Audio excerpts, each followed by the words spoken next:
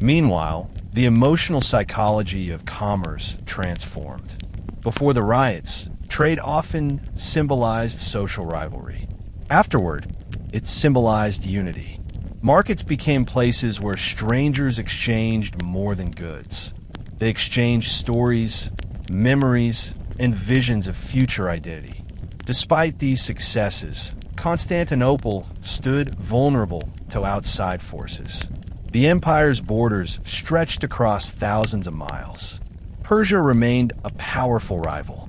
Germanic kingdoms in the west challenged Justinian's dream of Roman reunification. Internal reconstruction did not erase external threats. Yet the economic revival allowed Justinian to finance future military campaigns.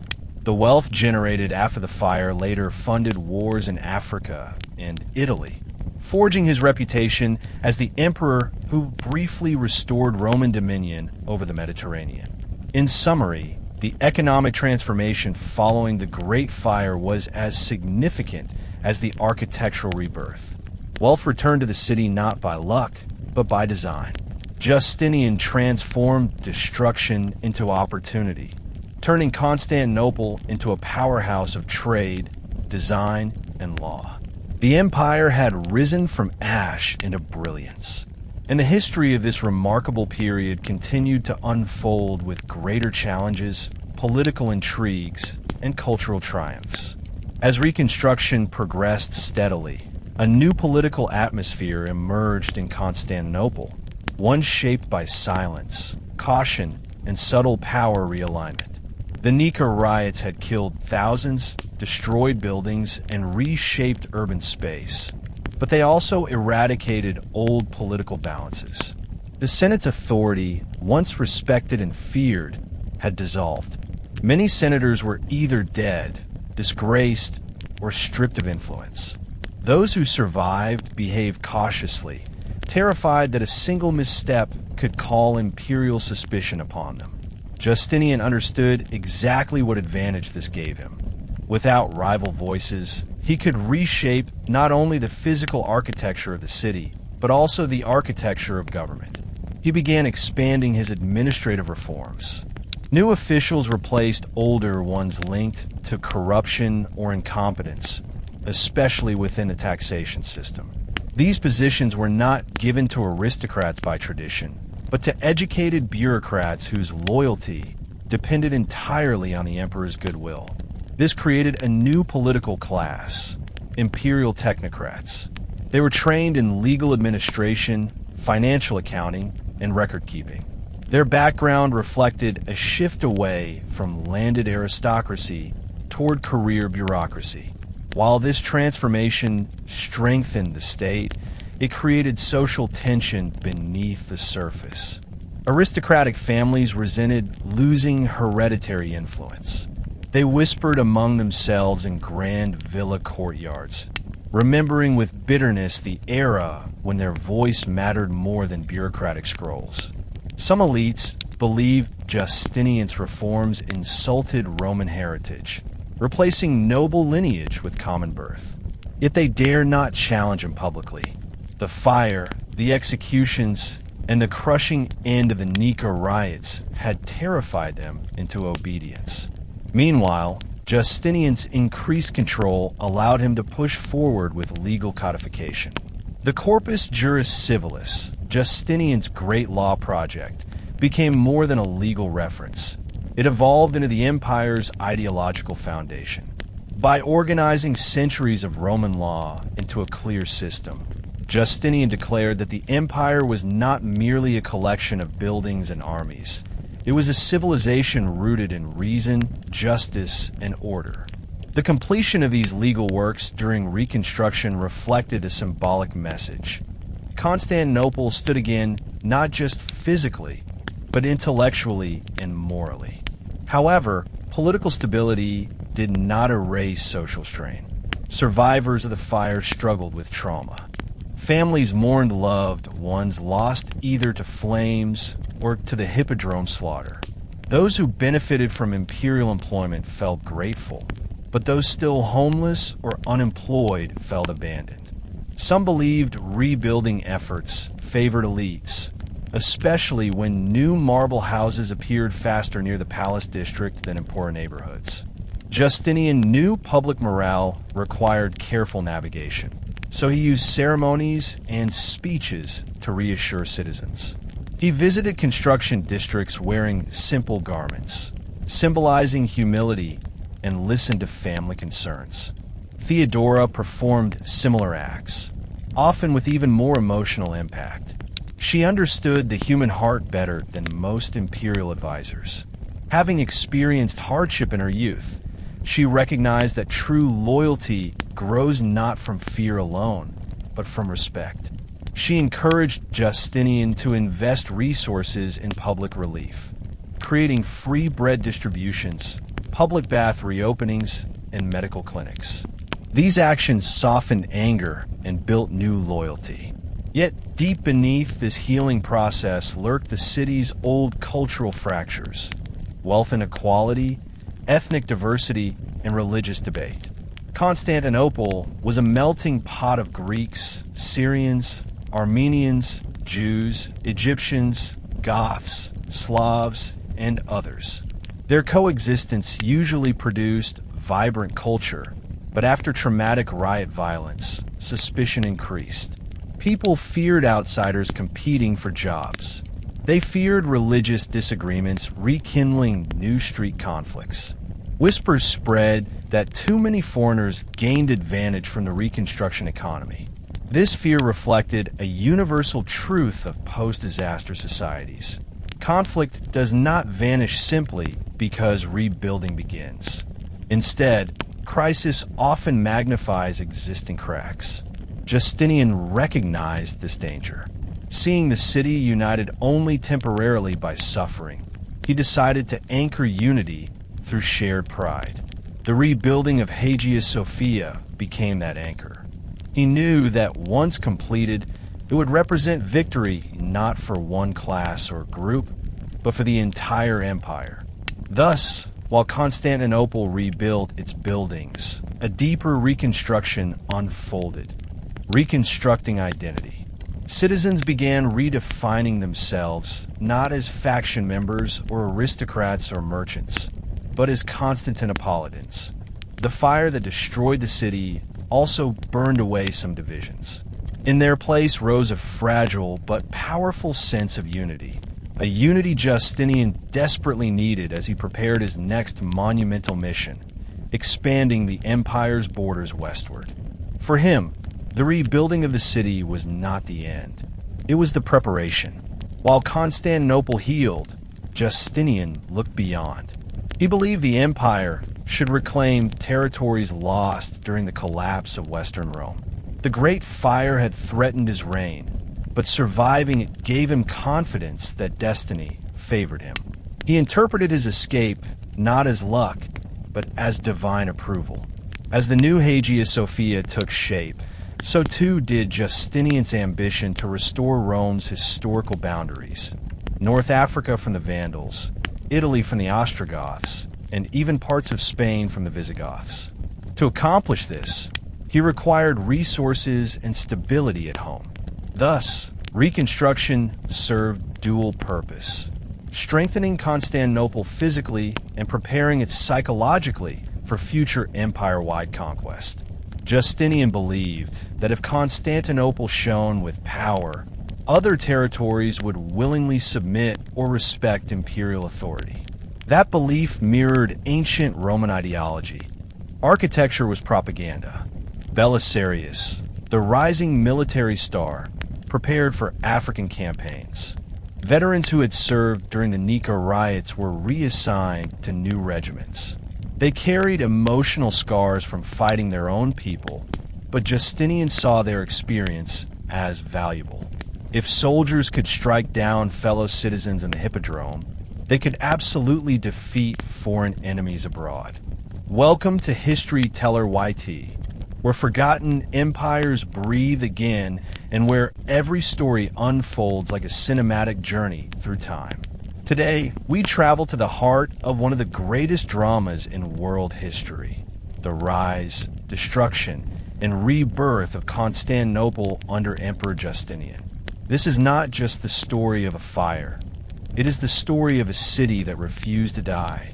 You will hear how the Nika Riots shook Constantinople to its bones, how flames devoured entire districts, how political factions nearly tore an empire apart, and how the city rose again, stronger than before. You will follow Justinian's impossible dream to rebuild a world-class capital, his transformation as a leader, and the brilliant mind of Empress Theodora, once an actress, later a queen, and forever a legend. You will witness the birth of Hagia Sophia, the world's most revolutionary cathedral, and learn how law, art, architecture, religion, and culture were reimagined after disaster. And just when Constantinople believed destiny favored it forever, a new terror approached: the plague. The story you are about to hear reveals death on unimaginable scale, the collapse of society, the rebirth of faith, and the emotional evolution of an empire. This will take you through 20 unforgettable chapters, from riots, fire, and rebuilding, to plague, sorrow, resilience, and the rise of a new identity.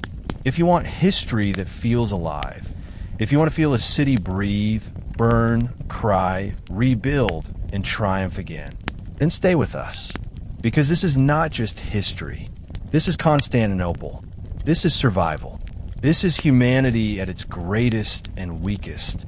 Welcome to the journey. Justinian also invested heavily in naval reconstruction. The same ships that carried marble for Hagia Sophia began transporting supplies, soldiers, and war planning manuals. Dockyards buzzed with activity. Sailmakers stitched new sails. Rope makers twisted miles of cordage. Metallurgists forged anchors, helmets, arrowheads, and spear tips. War economics merged with peace economics. Building Constantinople built the army, and building the army reinforced Constantinople. But external ambition placed internal stress on the city. Citizens wondered whether conquest spending would slow urban rebuilding. Some feared the empire would collapse from military overreach, just as old Rome did before. But Justinian supporters believed victory abroad would enrich the capital further, bringing spoils and taxes from reconquered territories. Spiritual rhetoric supported these plans. Priests preached that reclaiming old Rome's lands fulfilled God's will. Sermons compared Justinian to biblical kings chosen by divine hand. These speeches boosted morale and framed expansion as holy duty. Meanwhile, Theodora navigated another political layer, the Patriarchate. After the destruction of Hagia Sophia, religious authority needed redefinition. Patriarchal leaders saw themselves as co-rulers of faith with the emperor. To prevent conflict, Theodora encouraged compromise between imperial and ecclesiastical interests. Her diplomatic ability prevented new theological riots from erupting. Interestingly, during this decade, women's public voices expanded. Theodora proved that women could shape imperial thought, and other noble women followed her example, organizing charity networks, sponsoring schools, and funding churches. These developments reshaped social expectations. Economically, the city benefited from Justinian's ambition. War preparation increased commodity flow. Blacksmiths received contracts to produce weapons. Tailors sewed military uniforms. In order to understand the Great Fire of Constantinople in 532 CE, it is necessary to go far beyond the flames themselves. We must step into the world that existed before the blaze, before the Nika Riots, before Justinian ordered reconstruction that transformed the Eastern Roman Empire forever. Constantinople in the early 6th century was not merely a city. It was the beating heart of an empire filled with contradictions, beauty, terror, ambition, and unending political negotiation. The empire Justinian inherited was vast yet unstable. wealthy yet indebted, powerful yet internally fragile. Constantinople had evolved from the ancient Greek colony of Byzantium into a shining capital founded by Constantine the Great, standing as the successor to Rome in both spirit and imperial authority. With its enormous walls, monumental forums, bustling ports, and constant movement of merchants, soldiers, diplomats, priests, and commoners, the city felt alive at every moment of the day. The city was divided into districts inhabited by people of diverse languages and traditions: Greeks, Armenians, Syrians, Hebrews, North Africans, Gothic mercenaries, and Roman aristocrats continually rubbing shoulders in narrow streets. No one walked through Constantinople without hearing conflicting accents, witnessing heated political debates, or encountering religious disagreements stirred up by the Christological controversies that plagued Justinian's reign. In 532 CE, the debate between different Christian theological positions, Orthodox Chalcedonians, Miaphysites, and various splinter doctrines, added to the atmosphere of tension. The hippodrome crowds, colored by deep loyalties to the two major chariot factions, the Blues and the Greens, had lately become more than sporting supporters. They acted as political pressure groups whose chants could influence imperial decision-making. The government was wealthy, yes, but corruption rotted institutions from within. The tax collectors squeezed the provinces mercilessly to fund Justinian's ambitious military dreams, especially his plans to reconquer Italy and Africa. Thus, when we approach the Great Fire, we must remember that Constantinople was a fragile puzzle of competing interests and fragile alliances. One spark in this environment did not simply burn buildings. It ignited unresolved resentments, revealing layers of political violence and desperation. The fire was not random. It was born from years of accumulated frustration, economic desperation, partisan violence, and imperial pride. Justinian, ambitious yet controversial, believed heavily in central authority and divine monarchy. His relationship with the people was complicated. Citizens admired him as a builder of laws and churches, but they also hated the rising tax burdens and the harsh punishments he imposed.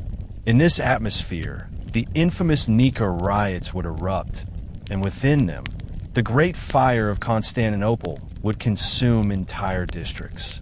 But before flames devoured the city, and before crowds screamed the word Nika in the hippodrome, Constantinople lived in a tense calm, like dry wood awaiting the match. The physical design of Constantinople played a critical role in the speed and scale of the 532 disaster. At the beginning of Justinian's reign, the city possessed majestic public spaces: the Augustion Square, the triumphal columns, the Senate building, the Great Palace complex, and of course the world-famous Hagia Sophia that stood in an earlier form before Justinian commissioned the monumental reconstruction that still inspires awe today. Yet, outside these grand structures existed ordinary neighborhoods, where homes were built from timber, tightly packed together, separated by narrow alleys. These areas represented typical urban living for most residents, densely populated, poorly ventilated, and highly vulnerable to fire. Constantinople, like many ancient cities, struggled with urban planning. Its layout made certain types of disasters almost inevitable. Firefighting methods in the 6th century were rudimentary. Buckets, chains of people passing water from cisterns, and occasional attempts to demolish buildings to stop the spread represented the city's strongest tools against burns. High winds coming off the sea often accelerated blazes. The empire had no central fire brigade comparable to modern cities.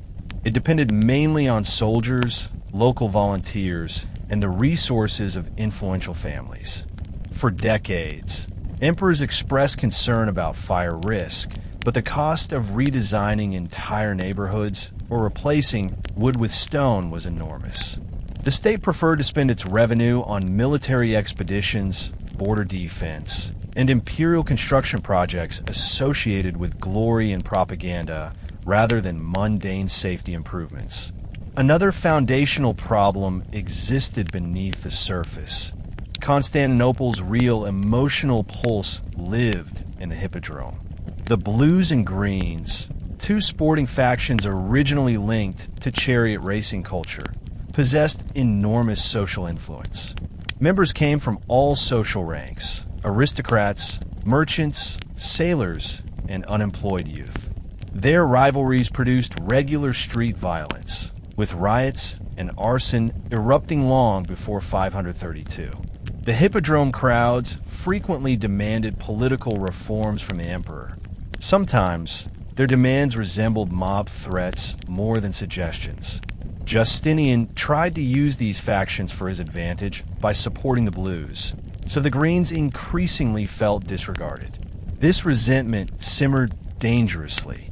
Thus, when the Nika Riots erupted, they were not a surprise to anyone who understood the deep social fractures. The word Nika meant conquer or win, a battle cry used by the factions. The riots occurred after criminal supporters associated with the Blues and Greens were condemned to execution. Members of both factions united against the emperor after perceiving unfair justice and corruption in the legal process. When both sides chanted Nika in the Hippodrome, they were calling not for victory in racing, but for overthrowing Justinian himself. These political tensions, layered over urban fragility, created a situation where a fire would do far more than destroy property. It would shatter the psychological core of the empire. It would symbolically burn the old Constantinople to ash and give Justinian the opportunity to rebuild the city as his own vision. A Christian imperial center reflecting divine authority. The destruction, therefore, did not merely happen to Justinian. He would later take ownership of its aftermath as a tool of political transformation. In the final years leading to 532 CE, Constantinople was also shaped by the personalities surrounding the emperor. Justinian himself was brilliant, ambitious, and deeply religious, believing his mission came from God. His wife, Empress Theodora, had risen from humble origins, possibly even a stage actress or performer, to become co-ruler. Her intelligence and political determination made her one of the most powerful women in ancient history. Officially, Justinian and Theodora ruled together. Unofficially, she often guided policy, advised the emperor during crises, and challenged patriarchal expectations. The couple represented both hope and threat to different groups. To some citizens, they were symbols of progress. To others, they were proof that the empire had abandoned tradition. Another significant figure was John the Cappadocian, Justinian's praetorian prefect and chief administrator. John was tasked with managing taxes and imperial finances. His reforms increased revenue, but caused bitter hatred among the population due to ruthless enforcement. The wealthy were targeted, old privileges were reduced, and tax avoidance became dangerous. His heavy-handed tactics angered aristocrats and ordinary citizens, especially those who already struggled with economic hardship. This administrative pressure fed the flames of rebellion. Religious tensions contributed further instability. The empire was divided over Christological doctrines. The Council of Chalcedon in 451 had attempted to settle theological disputes, but major portions of the population rejected its rulings. Justinian wanted unity, yet his political needs forced him to switch support between groups to maintain stability. Religious leaders and monks frequently engaged in street debates and sometimes violence. The population, already divided into sporting factions, also splintered into small theological groups that felt persecuted or ignored. When the riots began, these religious divisions helped spread anger rapidly through the streets, because almost every household supported a faction with passion that could turn political at any moment. Furthermore, The city's economy suffered from inflation and rising food prices. Grain shipments depended on weather, piracy risk, and administrative stability. When supplies faltered, people rioted. The poor felt invisible to the government. Many lived in cramped wooden housing, where disease spread easily. Constantinople looked glorious in state propaganda, but behind the marble walls existed a population exhausted by hunger, taxes, and instability. When we combine all factors, political tension, religious conflict, economic hardship, faction rivalry, and fragile infrastructure, the Great Fire of Constantinople seems inevitable. A disaster of such magnitude does not appear out of nowhere. It is the result of years of silent pressure building beneath the streets. The Nika Riots were not merely a violent crowd reaction. They were a social earthquake caused by accumulated stress, and the fire that erupted during those riots reshaped history. To move forward in the history of the Great Fire of 532, it is essential to understand the cultural psychology of Constantinople's faction violence, because it lies at the very heart of why the Nika Riots evolved into catastrophic urban destruction. Unlike the modern idea of sports clubs, the blues and greens were deeply woven into every social class and political movement. They did not merely cheer for chariot racers. They served as community identity networks. They gave young men belonging, protection, and influence. Many citizens living in Constantinople, especially immigrants and the poor, lacked real political representation, so they expressed demands and anger through faction identity. The factions acted almost like early political parties, criminal brotherhoods, paramilitary street forces, and informal courts of justice combined into one institution. Their members proudly wore symbols, armbands, and colors in the streets. Leaders gave speeches, and even church officials quietly sided with certain factions. The Blues often connected themselves to Orthodox Chalcedonian identity, aristocratic families, and old Roman cultural pride, while the Greens drew support from merchants, craftsmen, and individuals who resented elite power.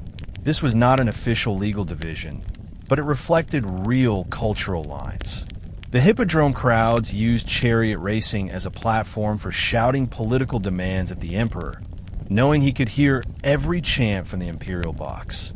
Some emperors embraced factions, finding support by sponsoring one group financially or politically. Others tried suppressing their influence through arrests and executions, which only created martyrs. Justinian, early in his reign, favored the Blues, perhaps due to childhood loyalty and ideological affinity, therefore alienating the Greens. Tension escalated dramatically when city prefects began enforcing harsh anti-crime policies. The factions responded violently, raiding markets and fighting each other in the streets. Arrests made both factions furious because the legal system was widely believed to be corrupt.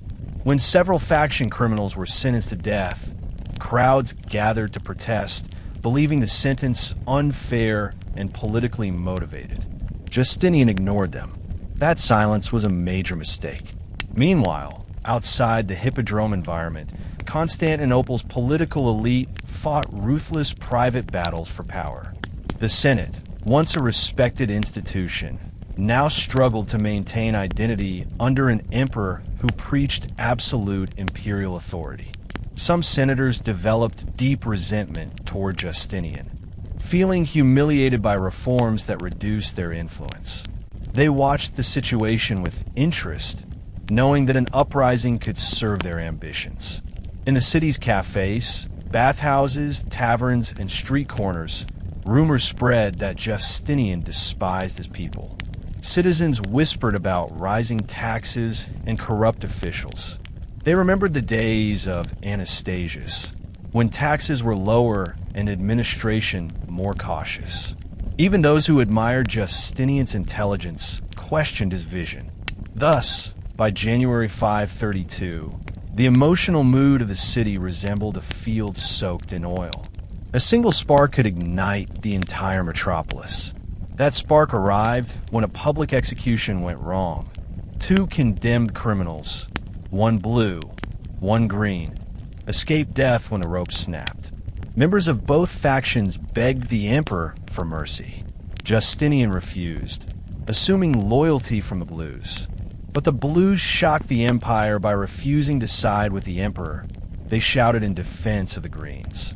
In that moment, age-old rivalries disappeared, creating a united mob with a shared enemy, the imperial government. In ancient Constantinople, faction unity was an earthquake. It meant disaster was coming. The leadership structure within the city was unprepared for such cross-faction cooperation.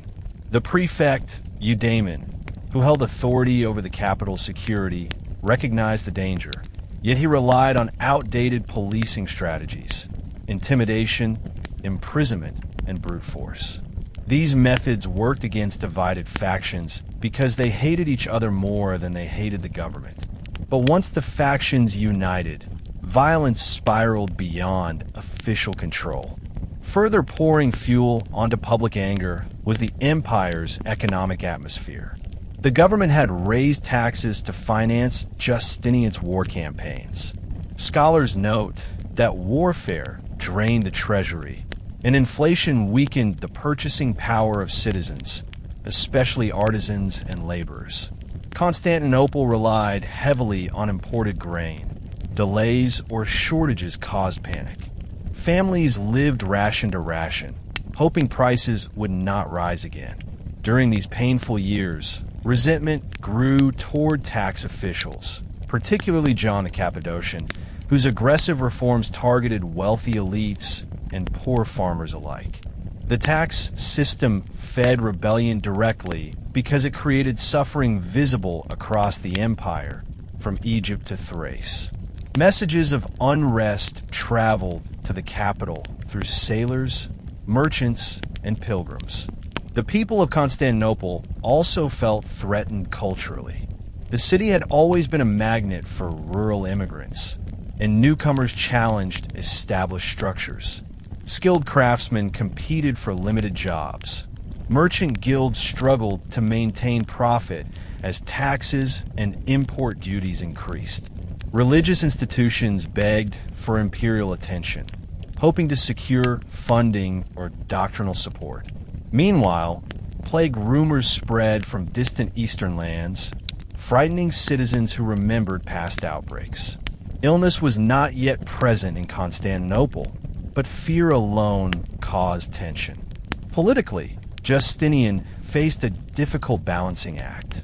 To maintain his power, he needed aristocrats, officials, the army, the church, and the population. But these groups rarely agreed on anything.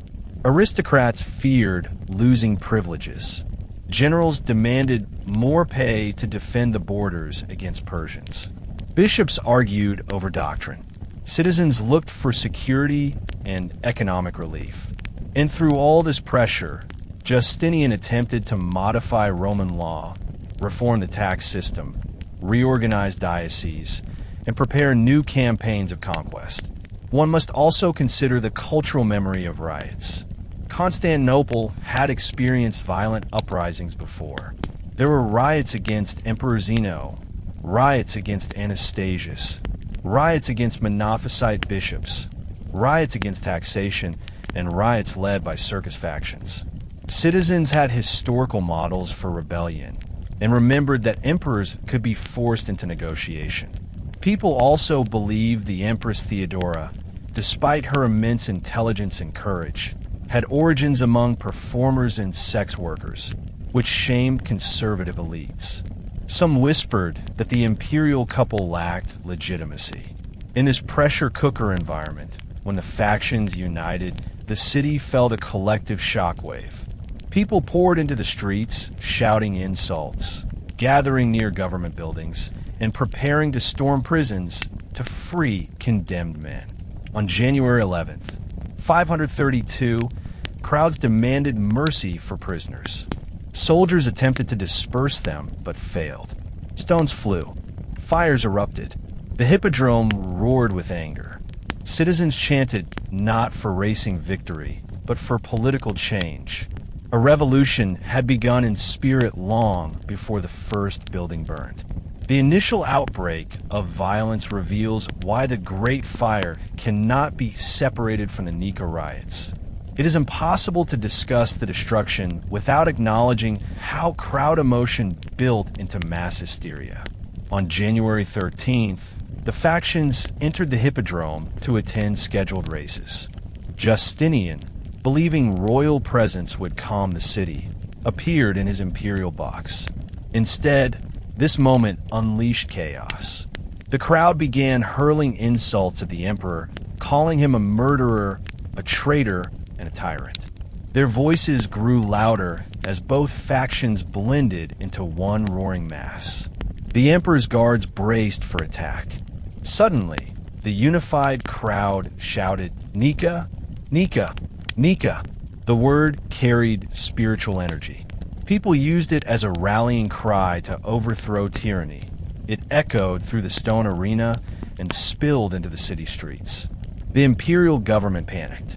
Justinian, fearing assassination, withdrew to the palace. The hippodrome erupted into open rebellion. The crowd exited the stadium and headed straight into the city, attacking symbols of authority. Government offices were burned. Officials were dragged from buildings and beaten. Prisoners were freed. Homes of tax agents and legal officers were destroyed. Fire began appearing spontaneously throughout the city. Not yet the colossal blaze of later days, but enough to terrify witnesses. Buildings caught fire not just because rioters intentionally ignited them, but also because city architecture invited flames. Homes stood shoulder to shoulder, with upper floors nearly touching. An ember from one house could leap across an alley and find fresh fuel. Dense markets were packed with fabric, grain, and wooden stalls. The disturbance of so many people running, fighting, and looting created accidental sparks. Inside the palace, Justinian faced conflicting advice. Some urged negotiation. Others demanded mass executions. But Justinian's pride, his belief in divine right, and his long-term urban vision played a silent role. He knew that if the old city burned, he could rebuild it to match his architectural dreams. Basilicas, forums, and imperial baths constructed of marble instead of wood.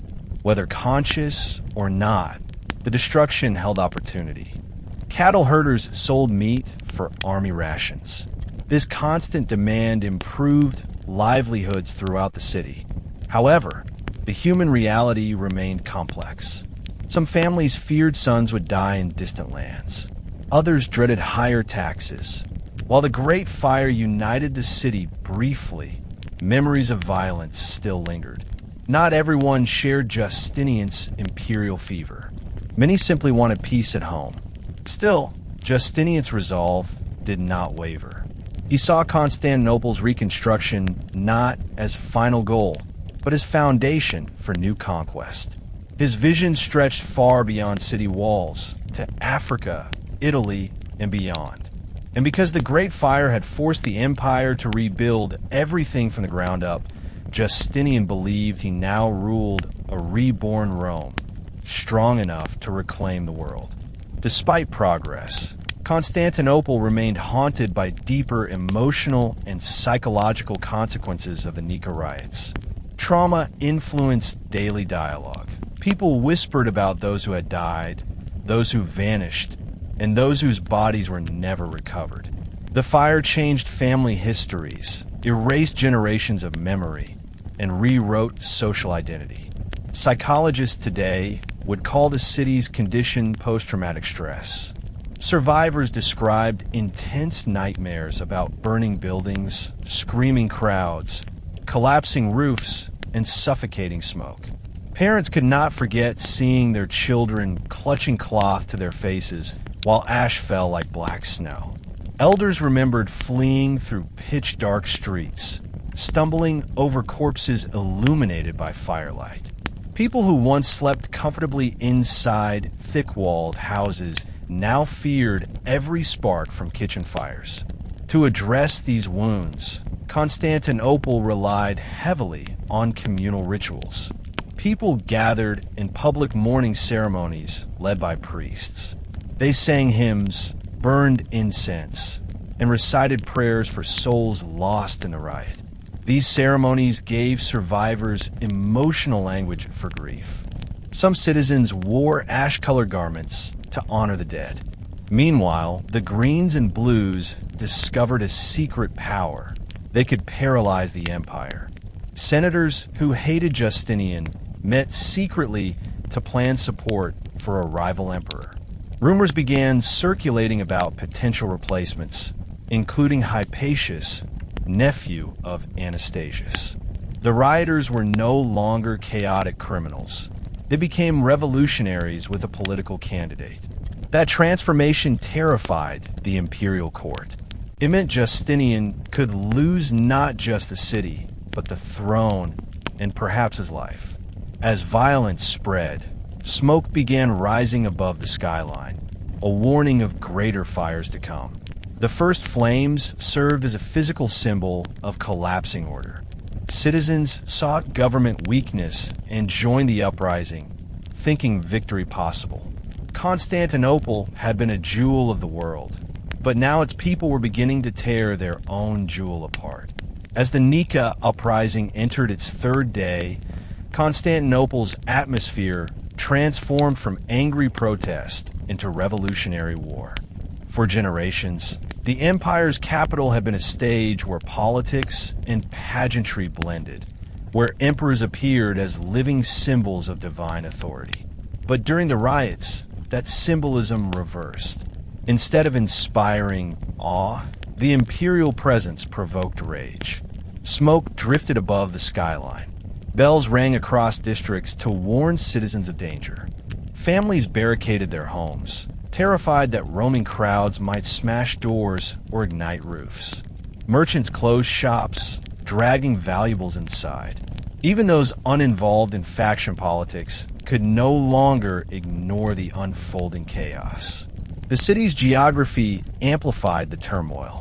Constantinople was divided into hills and valleys, threaded by complicated road systems that reflected centuries of expansion rather than organized planning.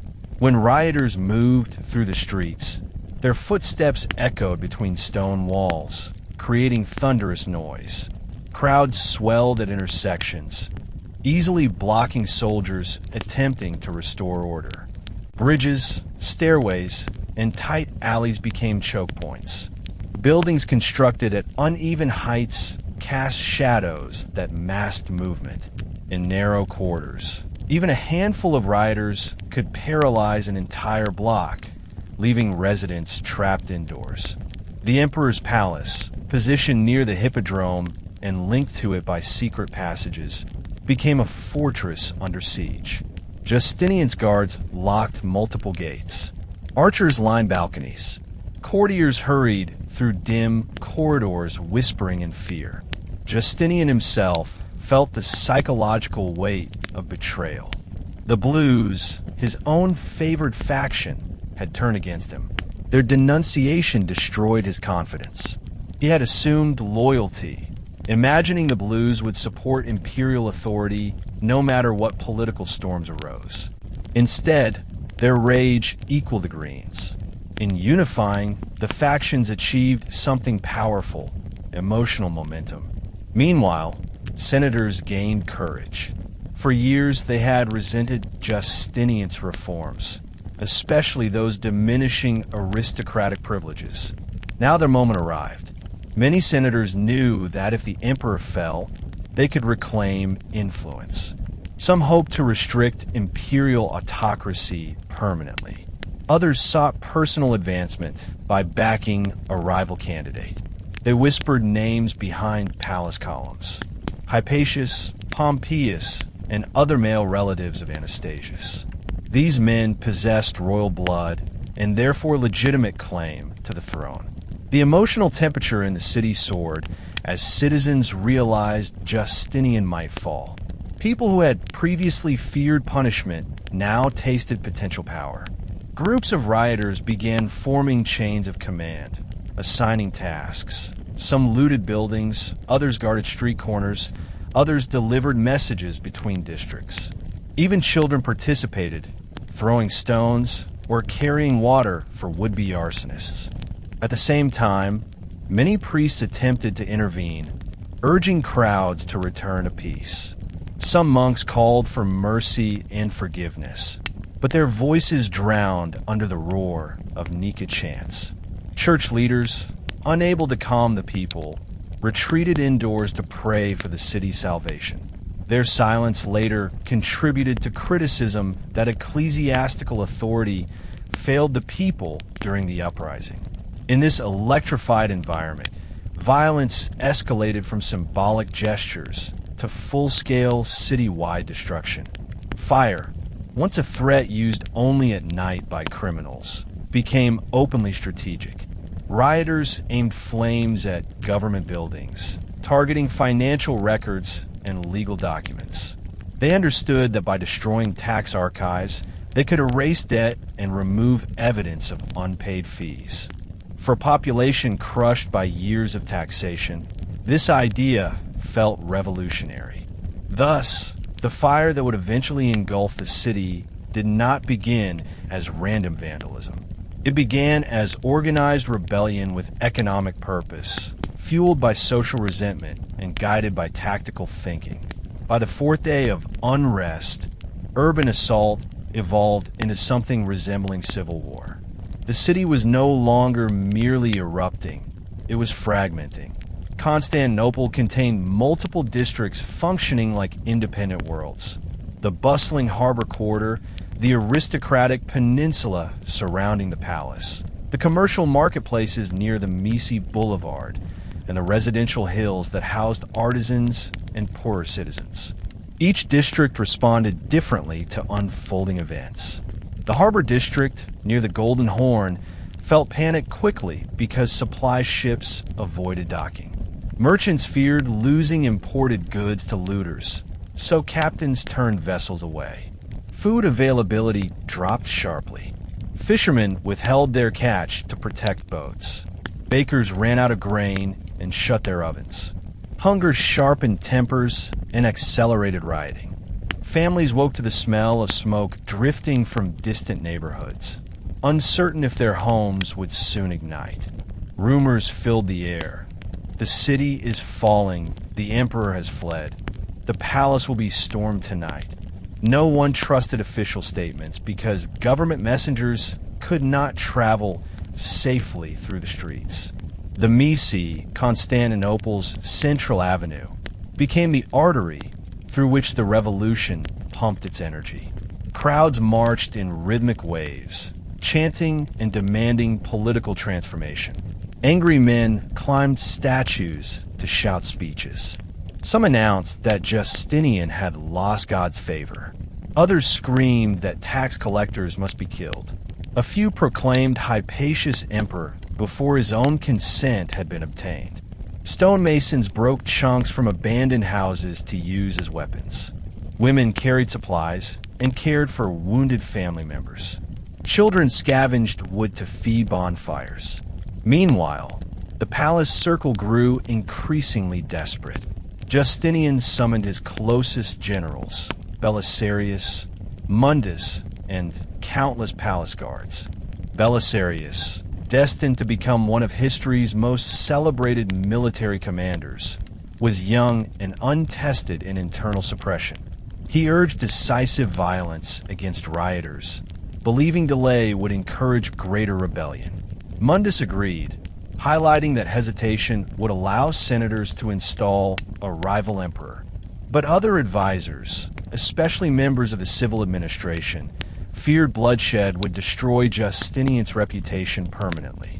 Although the emperor outwardly spoke of negotiation, inner fears haunted him. Justinian knew that emperors often died violently after losing public favor.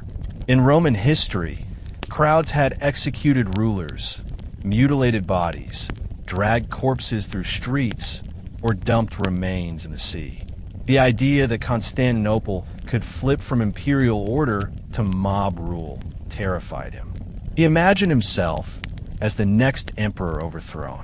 He considered escape by sea, perhaps fleeing to safer territory and ruling from another city until order returned. Theodora, however, did not share his fear. She famously refused the idea of flight. Her later speech to the court, declaring that royal purple made a beautiful burial shroud, became legendary. That moment had not yet arrived during this specific phase, but her courage was already visible. She counseled calm strength rather than trembling retreat. Her very presence fed Justinian's resolve, and without her, the empire might have fractured permanently. During this period, fires multiplied. Small flames grew into infernos as embers leapt across rooftops. Wind gusts from the sea drove sparks into marketplaces. Shops filled with wood, fabric, and oil became explosive. The city lacked organized firefighting, so bucket lines collapsed under violence. Even soldiers were too busy defending government strongholds to fight fires. Flame after flame rose into the night sky, forming a blazing wall visible from ships offshore. This early fire wave destroyed thousands of small homes. Entire neighborhoods of common citizens lost everything: beds, clothing, possessions, savings. Some families escaped with nothing but children wrapped in blankets. They slept in public squares, watching their houses collapse in the distance, listening to crackling wood and raging crowds. The riot no longer belonged to factions. It belonged to fear itself. On the fifth day, Constantinople reached the edge of irreversible transformation. The rebels, now tasting potential victory, moved to attack the heart of the empire: the Senate House, the baths, legal offices, and holy sanctuaries. Flames spread rapidly through central districts. The great church of Hagia Sophia's earlier structure, built by Theodosius II, was directly threatened by fire. Its wooden elements, decorations, and surrounding buildings served as perfect fuel. Religious buildings had always functioned not merely as spiritual centers, but as social hubs. Citizens gathered there for safety and community identity. But now, churches became battlegrounds. Rioters attempted to burn sacred spaces to protest the emperor's partnership with clergy. Others fled inside churches seeking sanctuary. Priests, uncertain what to do, locked doors against the outside world. Some died inside buildings that later collapsed. The chaos turned sacred symbols into ashes, shaking the spiritual heart of the empire. Even more shocking was the burning of the Senate House. The Senate represented tradition and continuity stretching back to classical Rome. Destroying its building symbolized the destruction of old political norms. Flames engulfed scrolls, records, marble statues, and priceless artwork. Senators themselves were divided. Some hid inside private villas, others waited impatiently, encouraging rebellion through private messages. The fire also reached the baths of Zizippus, one of the most beloved entertainment and health complexes in the city. These baths were decorated with magnificent sculptures, mosaics, and Roman-era artwork. Their destruction represented cultural tragedy. Citizens had visited these baths for generations. They were embedded in civic identity. When fire devoured the complex, onlookers screamed and wept, not because they supported the emperor, but because they recognized cultural loss that might never be restored. Meanwhile, the rebels pushed toward the August Ion Square, shouting for Hypatius to be crowned emperor. Senators located Hypatius and forced him from his home in a public appearance. Hypatius himself did not want the crown. He feared the emperor's wrath and believed loyalty protected his life.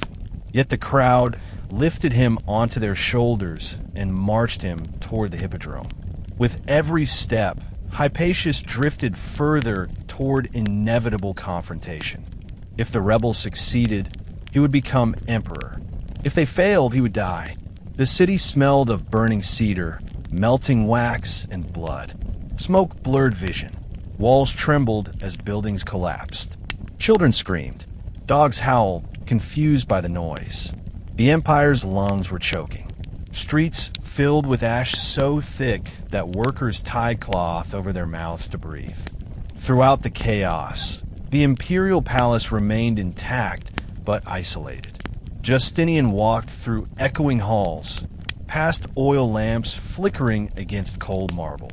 He could hear distant chants of Nika blending with crackling fire. He understood the crisis had reached a climax. Either he acted soon, or the empire would fall permanently into rebel hands. Thus, the stage was set for the moment when the Great Fire would reach ultimate destruction, and Justinian, backed by Theodora's unwavering will, would choose between surrender or counterattack. The next days would reshape history, architecture, and power itself. By the sixth day of the uprising, Constantinople was no longer a city in riot. It was a burning battlefield where flames ruled every street corner and rebellion drove every heartbeat. The Nika Revolt had evolved far beyond its original cause. What began as a protest over legal executions had turned into a violent attempt to replace the emperor, overthrow the state, and reconstruct political reality.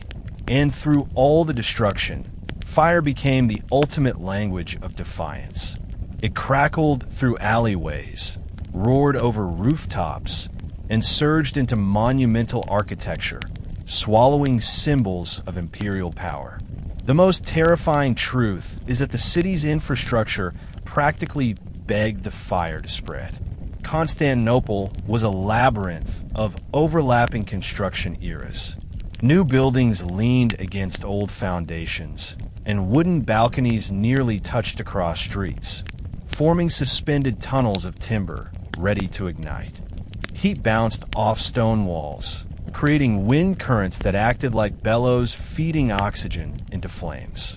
Storehouses full of oil, leather, cloth, resin, and grain acted as city-sized fuel barrels. A single spark could turn an entire marketplace into a roaring furnace in minutes.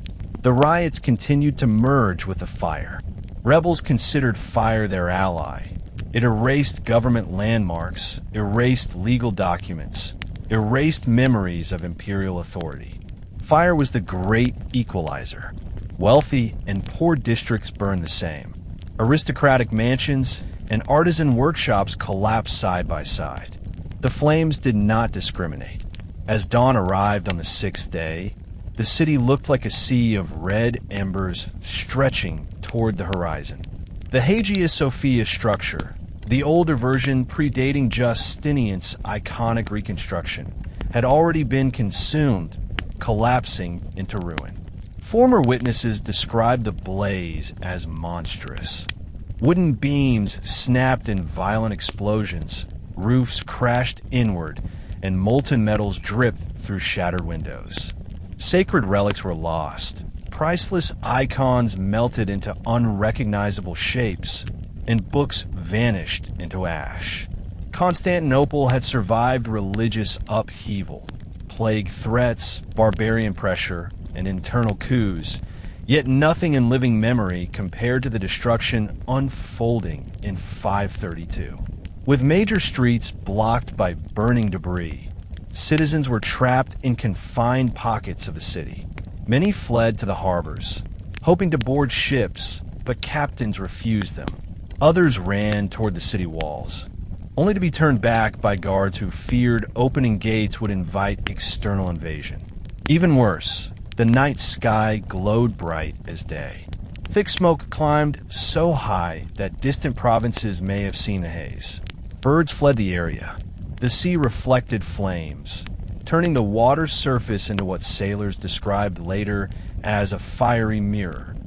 Inside homes, people wet cloth and pressed it over the mouths of their children to help them breathe.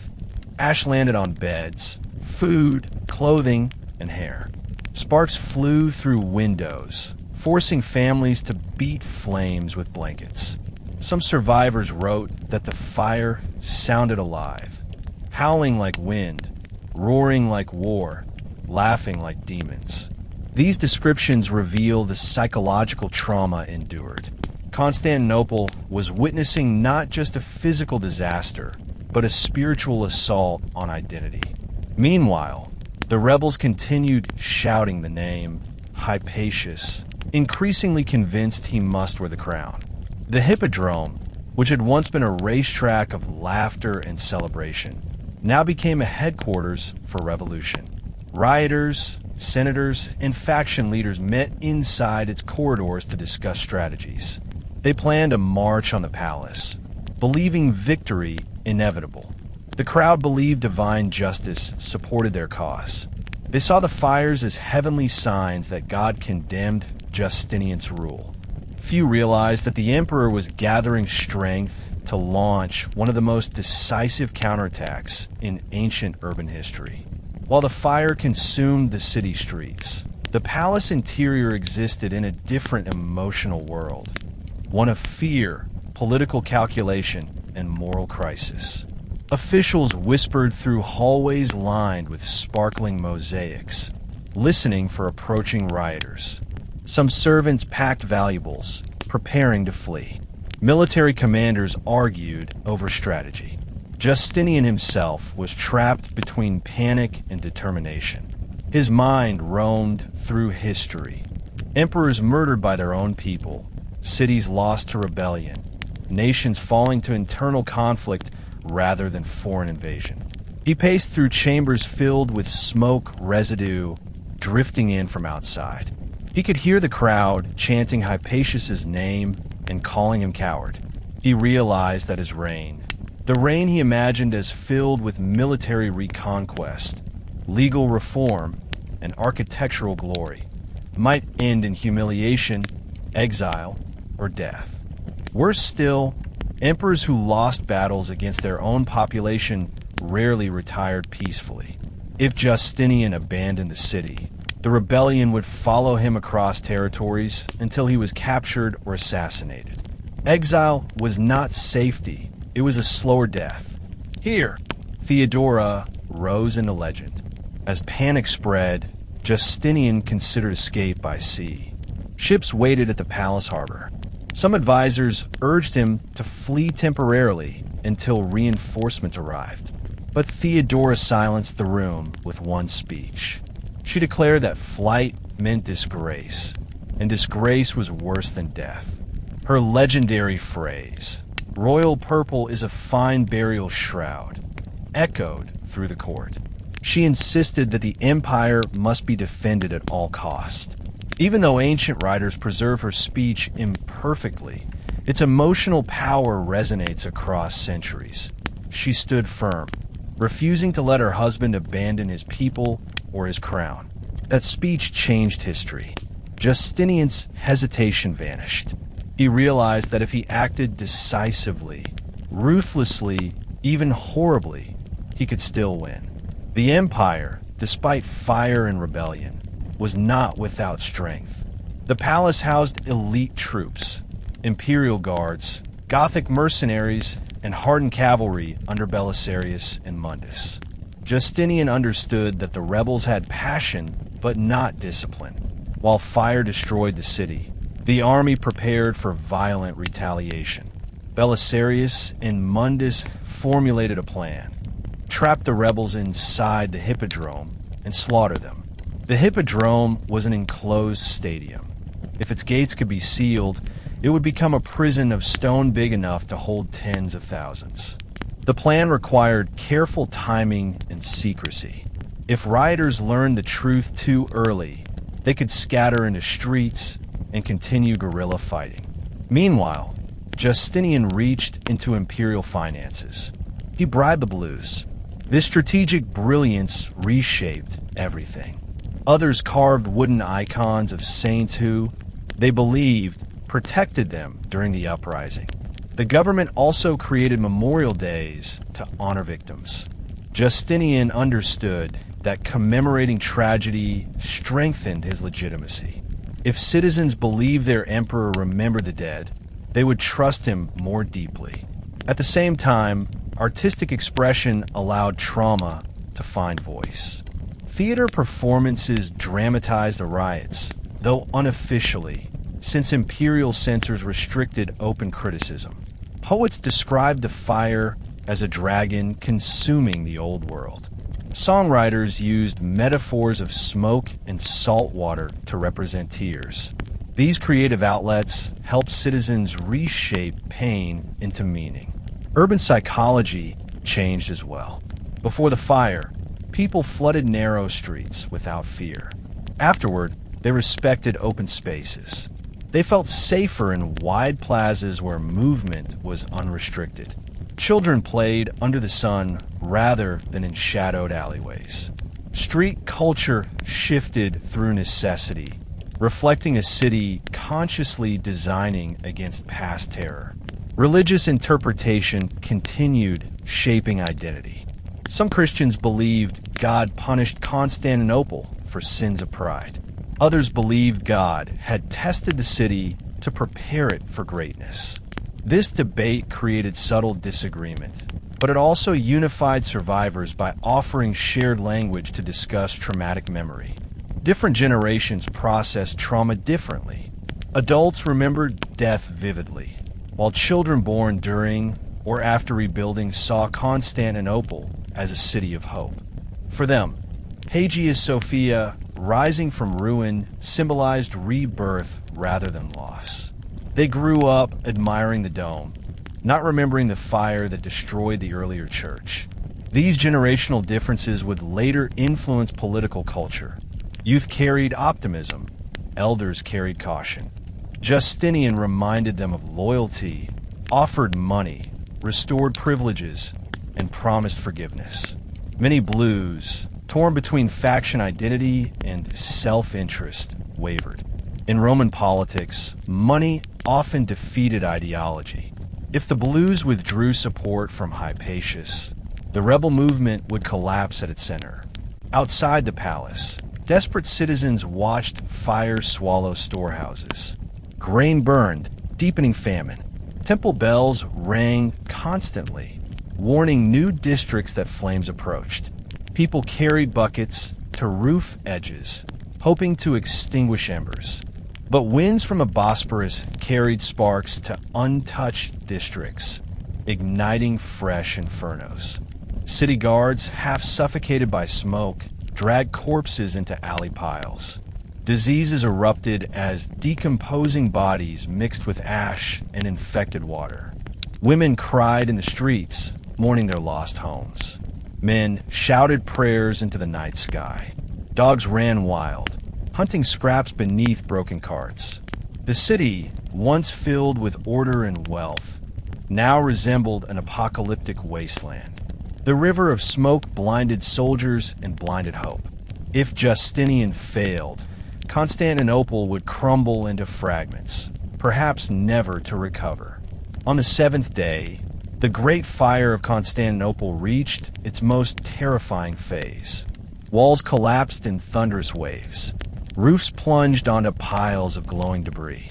Air thickened until breathing felt like swallowing coals. Flames leaped between districts with supernatural speed. By now, even stone buildings heated enough to crack. Brickwork split apart. Statues blackened. Marble warped under intense heat. Whole hills of the city glowed orange. Sailors at sea reported that Constantinople looked as if the gods themselves set it aflame. The rebels, rather than retreating, mistook the fire as proof of victory. They believed the burning city symbolized the fall of Justinian's world. Hypatius, forced by the crowd, appeared in public. People pressed forward to kiss his hands, imagining him emperor. They dragged him closer to the hippodrome, intending to crown him on the imperial throne placed near the racing track. Flames illuminated their faces, making them appear like ghostly figures marching toward destiny. Chants shook the stadium walls, but Hypatius was deeply afraid. He knew that if he took the crown and Justinian survived, execution awaited him. History later revealed his final hours filled with doubt, dread, and trembling realization. Yet to the crowd, he symbolized freedom. They were no longer asking. They were demanding a new emperor. Across the burning skyline, Belisarius and Mundus gathered troops for the final strike. Soldiers tightened armor straps, sharpened swords, and whispered prayers. They marched through secret palace passages toward the Hippodrome. Their plan: seal the exits, divide the stadium, and slaughter the rebels trapped inside. As the army approached, smoke curled around them like serpents. Their boots slid across ash-covered streets. They passed corpses, burned animals, and shattered statues. Every soldier knew that killing fellow citizens would stain their souls, yet they believed survival demanded it. Inside the Hippodrome, tension peaked. The blues and greens stood shoulder to shoulder, unaware betrayal loomed. Suddenly, blue leaders rose and announced loyalty to Justinian. A thunderclap of shock rolled through the stadium. Greens screamed in fury. Confusion exploded. The unified rebellion shattered. Then the army struck. Belisarius led forces through one gate. Mundus stormed through another. Soldiers cut down rebels mercilessly, trapping them between advancing lines. The Hippodrome, built to echo cheers, now echoed screams. Panic surged. Some rioters dropped weapons and begged for mercy. Others fought until their final breath. But they were outnumbered, outmaneuvered, and cornered. Historical accounts claim that more than 30,000 people died there. Their blood-soaked sand that once celebrated chariot victories. The rebellion ended in a river of crimson beneath the shadow of firelit sky. The flames still roared outside, but for the first time in a week, the empire had hope. The uprising had been broken. Hypatius was arrested. The surviving senators trembled. Justinian reclaimed the throne, not by negotiation, but by violent, uncompromising force. Outside the Hippodrome, Constantinople continued to burn, yet the palace lights shone again, signaling imperial survival. Now came the next era, rebuilding, mourning, and reshaping a city reduced almost to ashes. After the massacre inside the Hippodrome, Constantinople did not suddenly fall silent. Instead, the city exhaled in a long, trembling breath, unsure whether it had survived a rebellion or witnessed the end of its own identity. Fires still blazed across several districts, and heavy smoke suffocated the air.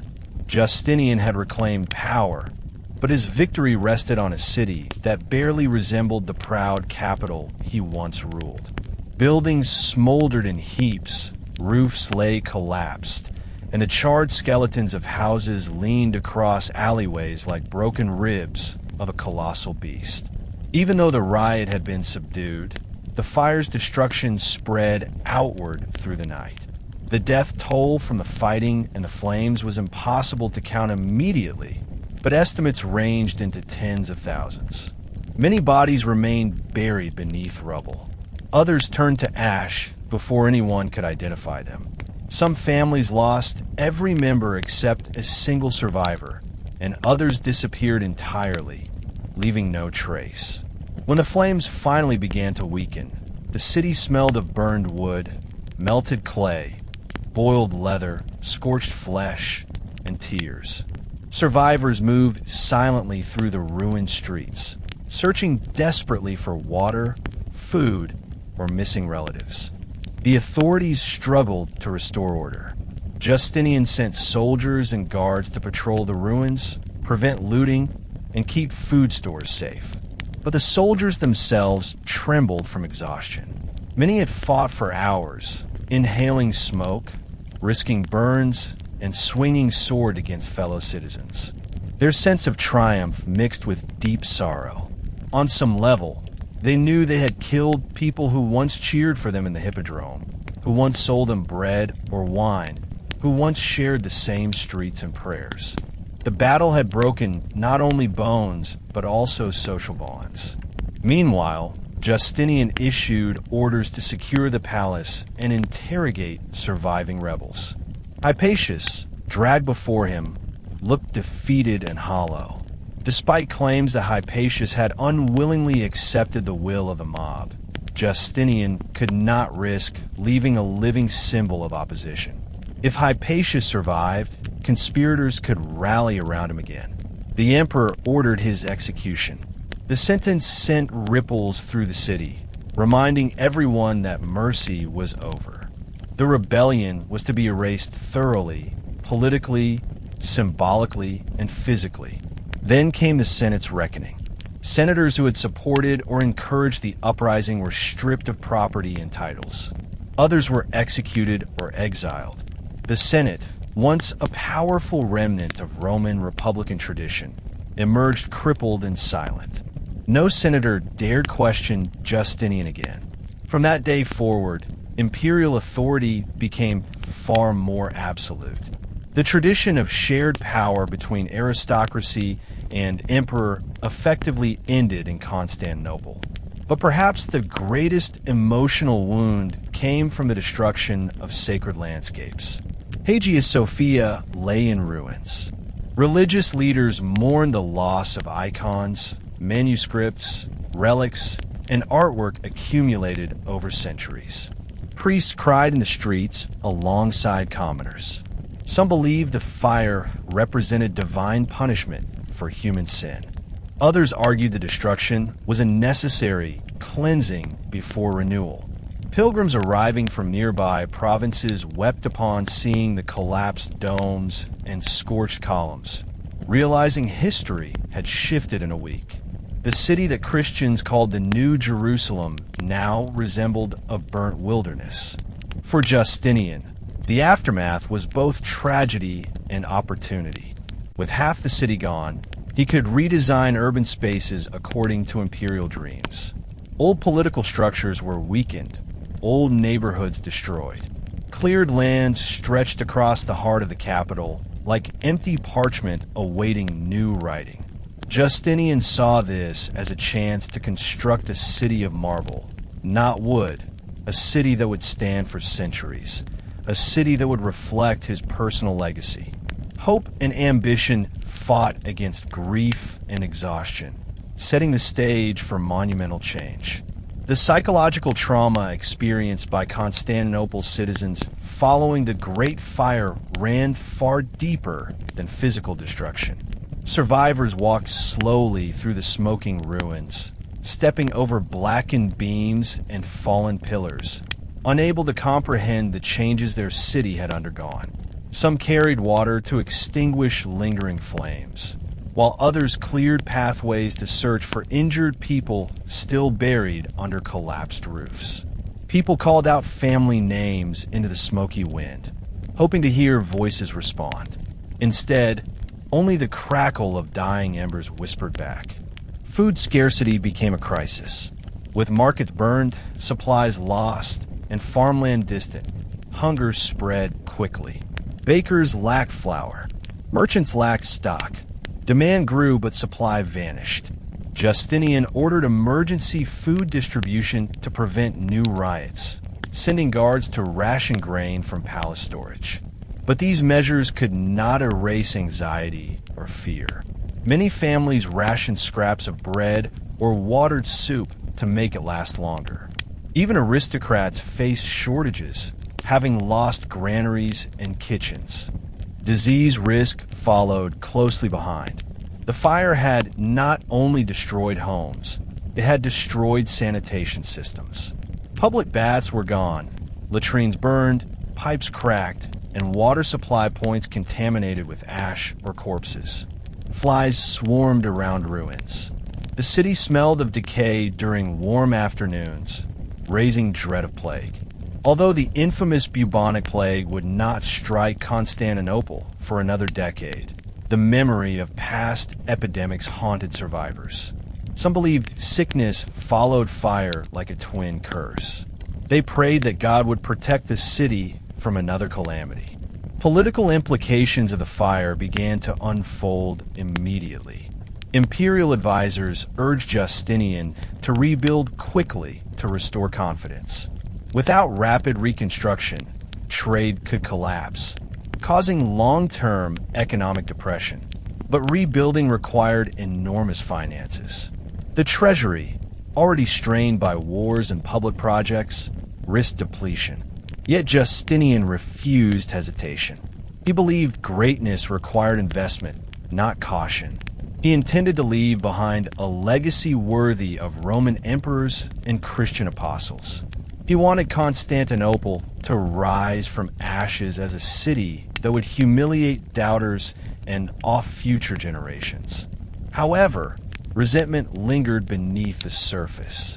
Many citizens blamed Justinian personally for the disaster, not because he set the fire, but because his policies, taxes, and administrative decisions had fueled the uprising. People whispered that without harsh tax collectors, without judicial corruption, without faction favoritism, riots would not have erupted. They argued the emperor should have listened earlier to public grievances. Yet others blamed the factions for betraying their beloved home. Survivors walked past ruined homes, shaking fists at blue and green survivors, shouting that their foolish pride had killed thousands. Faction identities, once powerful and proud, now carried shame. Membership declined rapidly, and the Greens especially fell under suspicion. Their leaders were hunted, executed, or exiled. The Blues, although rewarded for returning loyalty, also lost prestige. The Hippodrome lost its social energy. Never again would the factions wield such power. The Nika Riots had destroyed their political influence permanently. Amidst this atmosphere, Empress Theodora stepped forward as a stabilizing voice. She visited burned districts, brought comfort to widows, and listened to grievances. Her emotional strength and direct involvement improved public perception. Many began seeing her not as a former actress rising above her station, but as a capable leader who protected the empire when men wavered. Her speeches reminded citizens that survival itself was a triumph. Still, psychological scars deepened each night. Without shelter, thousands slept under the open sky. Rain fell on ash-covered bodies. Firelight glowed even after flames were gone because ruins remained hot. Mothers cried over children lost or injured. Fathers searched desperately for work, hoping to rebuild livelihood. Hope and heartbreak twisted together as the city struggled to find its new identity in the ashes left behind. As the first week after the fire ended, Justinian had already begun envisioning the future shape of Constantinople. He did not want mere restoration. He wanted transformation. The emperor walked personally through sections of the ruined city, escorted by guards and advisors, examining the terrain like an architect surveying foundation lines. He studied how closely buildings had been packed, how narrow the old road networks were, how vulnerable old districts had proven to fire. He concluded that the city's pre-fire structure was too chaotic, too fragile, and too ancient. If Constantinople was to stand as the heart of Christian empire, it must be redesigned. Thus, Justinian made the decision that would define his legacy. He would rebuild the great church, Hagia Sophia, not as it was, but as a structure never before imagined. The new cathedral would represent the seat of divine authority. It would proclaim imperial power. It would silence all doubts created by rebellion. It would rise above the ruins like a statement of heavenly victory. Architects and engineers were summoned, including Anthemius of Tralles and Isidore of Miletus, two brilliant minds capable of pushing mathematical boundaries. Justinian envisioned a dome so vast that people would think it hung from heaven itself. Justinian also planned to rebuild the city with new streets and new regulations restricting wooden structures. Marble and stone would replace timber, in most major buildings. Public squares would expand. Military barracks would be reinforced. Administrative centers would be reorganized. The emperor planned to ensure that never again could a fire consume the capital so completely. But these ambitions required enormous labor. Builders, masons, carpenters, sculptors, metal workers, and slaves were ordered to resume work as soon as possible. The sound of hammers echoed through the capital before the smoke had fully cleared. Theodora supported this plan emotionally and logistically, offering public speeches encouraging citizens to volunteer their strength to rebuild their homes. The rebuilding process became a symbol of unity, drawing people into collective purpose rather than faction identity. However, the trauma of riot violence still lingered. Justinian knew he needed to secure political loyalty or risk another uprising. He issued general amnesty to ordinary rioters who returned to peaceful lives. Only major conspirators faced punishment. This decision helped stabilize population morale. But Justinian also reinforced imperial policing, expanding intelligence networks, and strengthening palace guards. The message was clear: no rebellion would ever be tolerated again. Culturally, the fire reshaped collective memory. Poets described the event as a river of fire flowing from Satan's breath. Priests preached sermons comparing the city to biblical Jerusalem, destroyed for sin, but restored through faith. Artists sketched images of flames consuming towers while angels descended in visions. Survivors shared personal stories of tragedy, rescuing relatives, losing children, watching homes burn, witnessing the Hippodrome massacre, all preserved orally until later historians recorded them in texts. One remarkable detail emerged from multiple reports. Despite immense devastation, Constantinople never lost hope. Citizens spoke about rebuilding streets wider, houses stronger, and community ties deeper. Even though trauma enveloped the city, determination remained. Constantinople had been destroyed many times by fire and war throughout history. But this disaster became transformative. Out of ashes would come marble, mosaic, and the greatest domed basilica in medieval Europe. The stage was set for Justinian's golden rebuilding era. But before workers could complete glorious reconstruction, the city needed healing. Physically, politically, spiritually, and emotionally. The next chapters reveal how the empire turned despair into architectural magnificence, changing history not only through destruction, but through renewal. In the days following the completion of mass burials, the emperor turned his focus from mourning to rebuilding. Grief could not anchor the empire forever. Justinian stood at the center of a devastated city, determined to prove that destruction was not the end of Constantinople, but another beginning. If anything, the Great Fire had created a once-in-a-lifetime opportunity. Vast areas of cleared space, available for redesign without the resistance of existing neighborhoods or aristocratic landowners. The ruins gave Justinian the power to reshape the capital on a scale that previous emperors could only dream of. The emperor summoned urban planners, architects, spiritual advisors, and generals to the palace for long sessions of strategic discussion. They pored over maps drawn by surveyors who walked the ruined districts, measuring property lines, alley dimensions, and foundation remnants. Justinian wanted wide avenues to connect the major religious and political centers. He wanted monumental plazas where citizens could gather in safety, not cramped labyrinths that encouraged crime and fire. He wanted markets reorganized into zones so that fires originating from busy trade stalls would no longer spread uncontrollably into residential zones.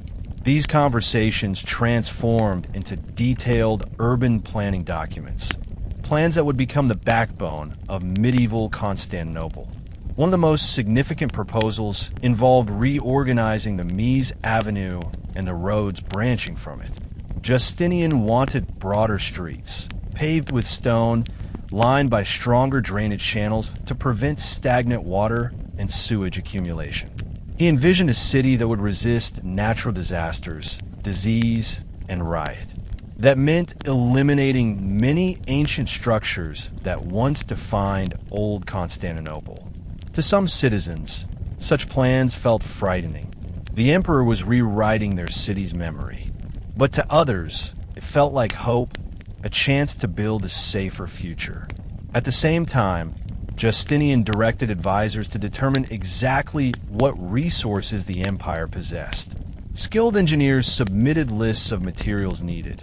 Rare stones from quarries in Proconnesus, timber from the Black Sea coast for scaffolding, limestone from Anatolia, marble from Greece, bricks molded from river clay, iron clamps and bronze fixtures forged by artisans. Justinian then ordered ships to sail throughout the empire to bring construction materials to the Golden Horn. Another psychological layer involved guilt. Some people regretted joining the riots. Others felt shame for failing to protect family members. Some resented Justinian for using violence to crush rebellion, even though they knew survival demanded it. Constantinople became a city filled with unspoken emotional contradictions. Yet despite pain, people also discovered new strength. Families shared stories of courage, neighbors saving children from flames, guards escorting civilians to safety, monks forming bucket chains to protect chapels. These stories nourished civic pride.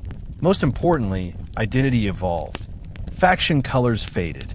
New generation citizens identified not as blues or greens, but as survivors of the fire.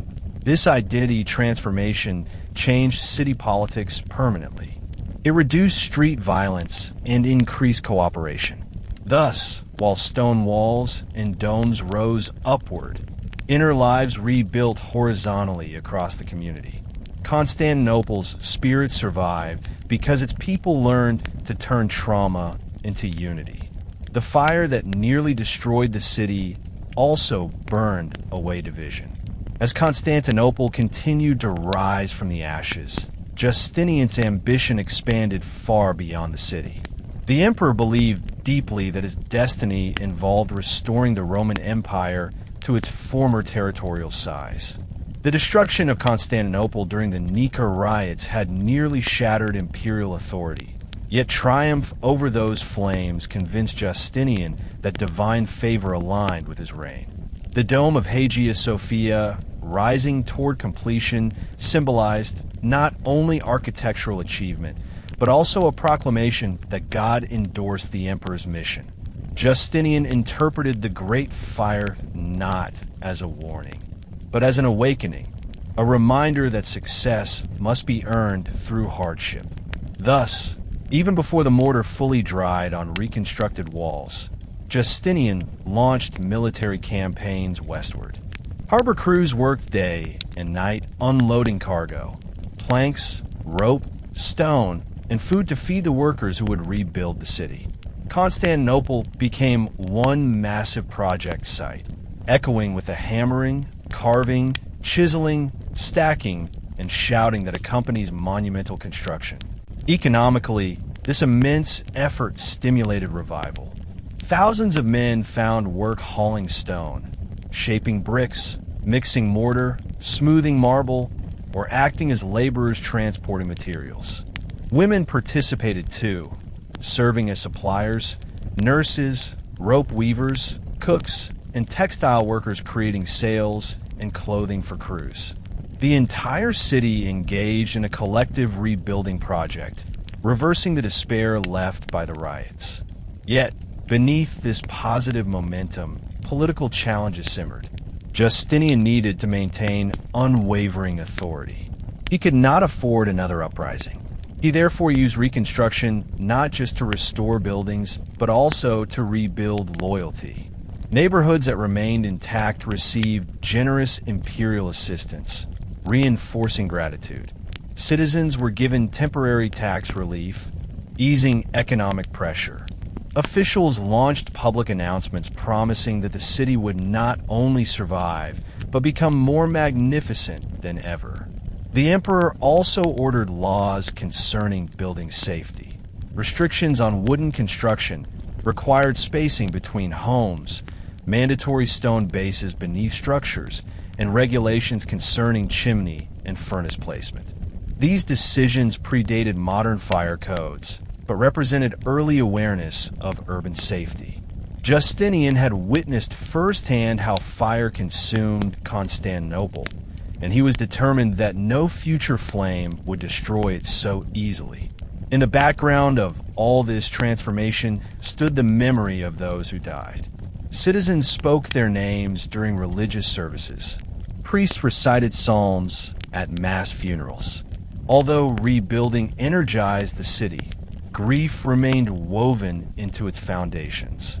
For every new wall erected, the people remembered why it stood, because another had burned to ash. But grief did not isolate Constantinople.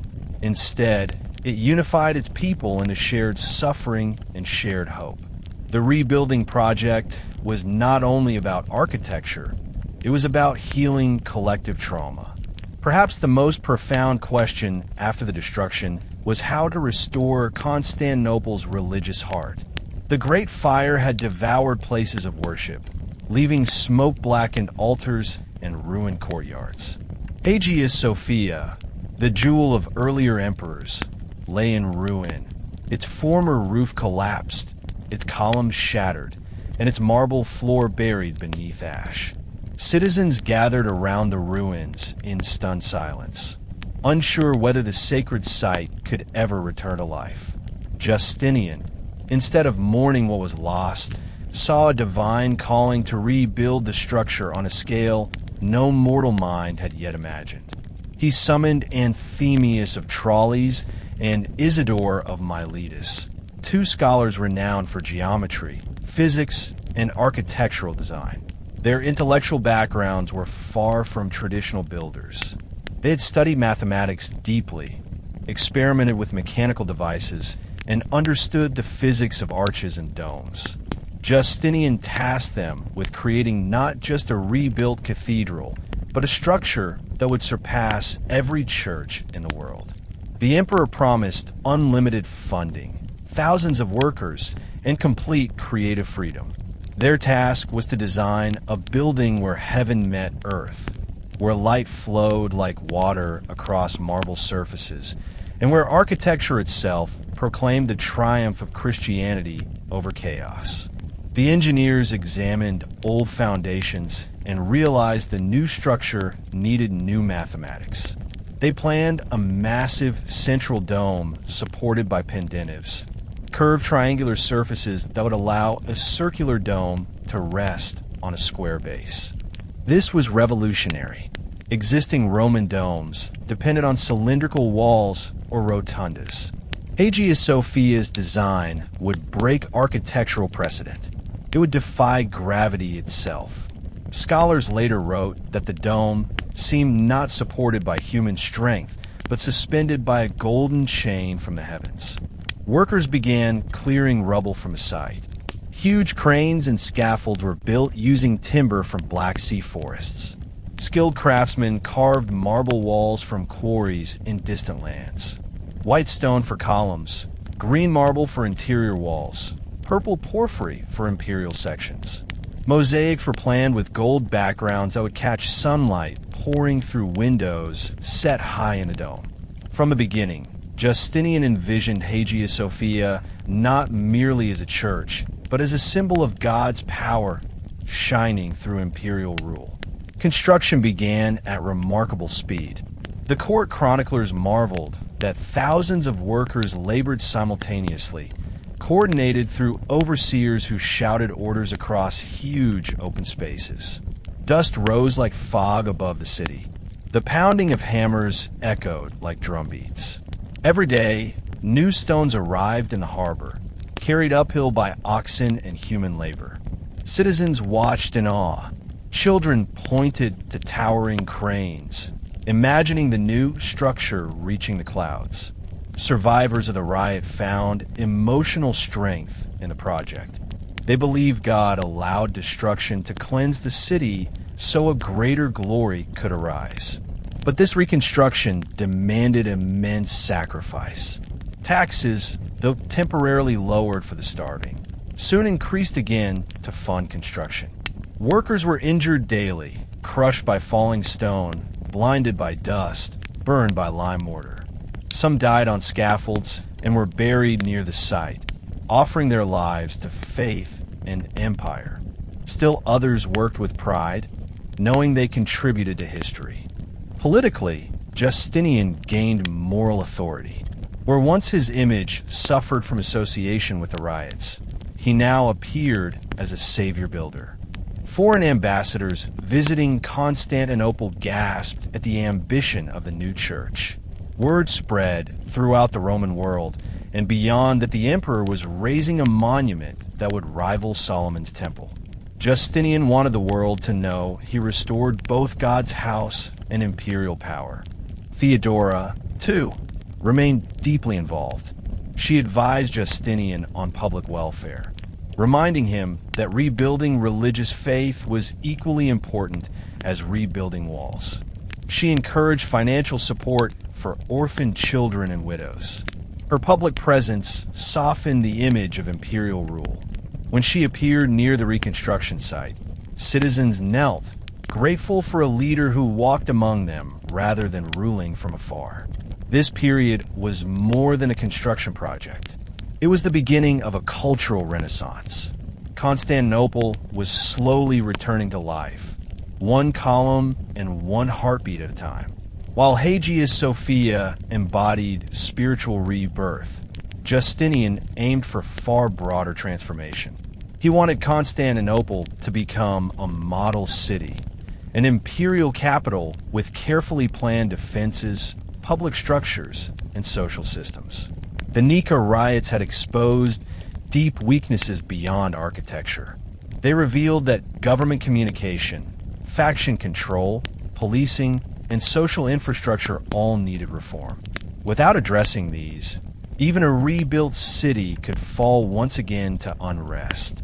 Justinian, therefore, initiated administrative restructuring alongside physical reconstruction. First, he dealt with the Praetorian prefecture under John the Cappadocian. John's taxation system had generated revenue, but destroyed public trust. Citizens remembered him as the face of oppression. Justinian understood the crisis required gentler administration. While John remained in office temporarily, his influence weakened. Eventually, his political enemies persuaded Theodora and other advisors to distance the empire from his reputation. This maneuver marked the beginning of his gradual fall from grace. Second, Justinian expanded imperial intelligence networks, assigning officials to monitor faction gatherings and report civilian grievances. The emperor no longer underestimated the political power of common voices. Public audiences became more frequent, allowing citizens to present petitions directly to the throne. This created a channel for peaceful expression, reducing the risk of violent backlash. Infrastructure changes followed. New aqueducts were planned to guarantee clean water supply.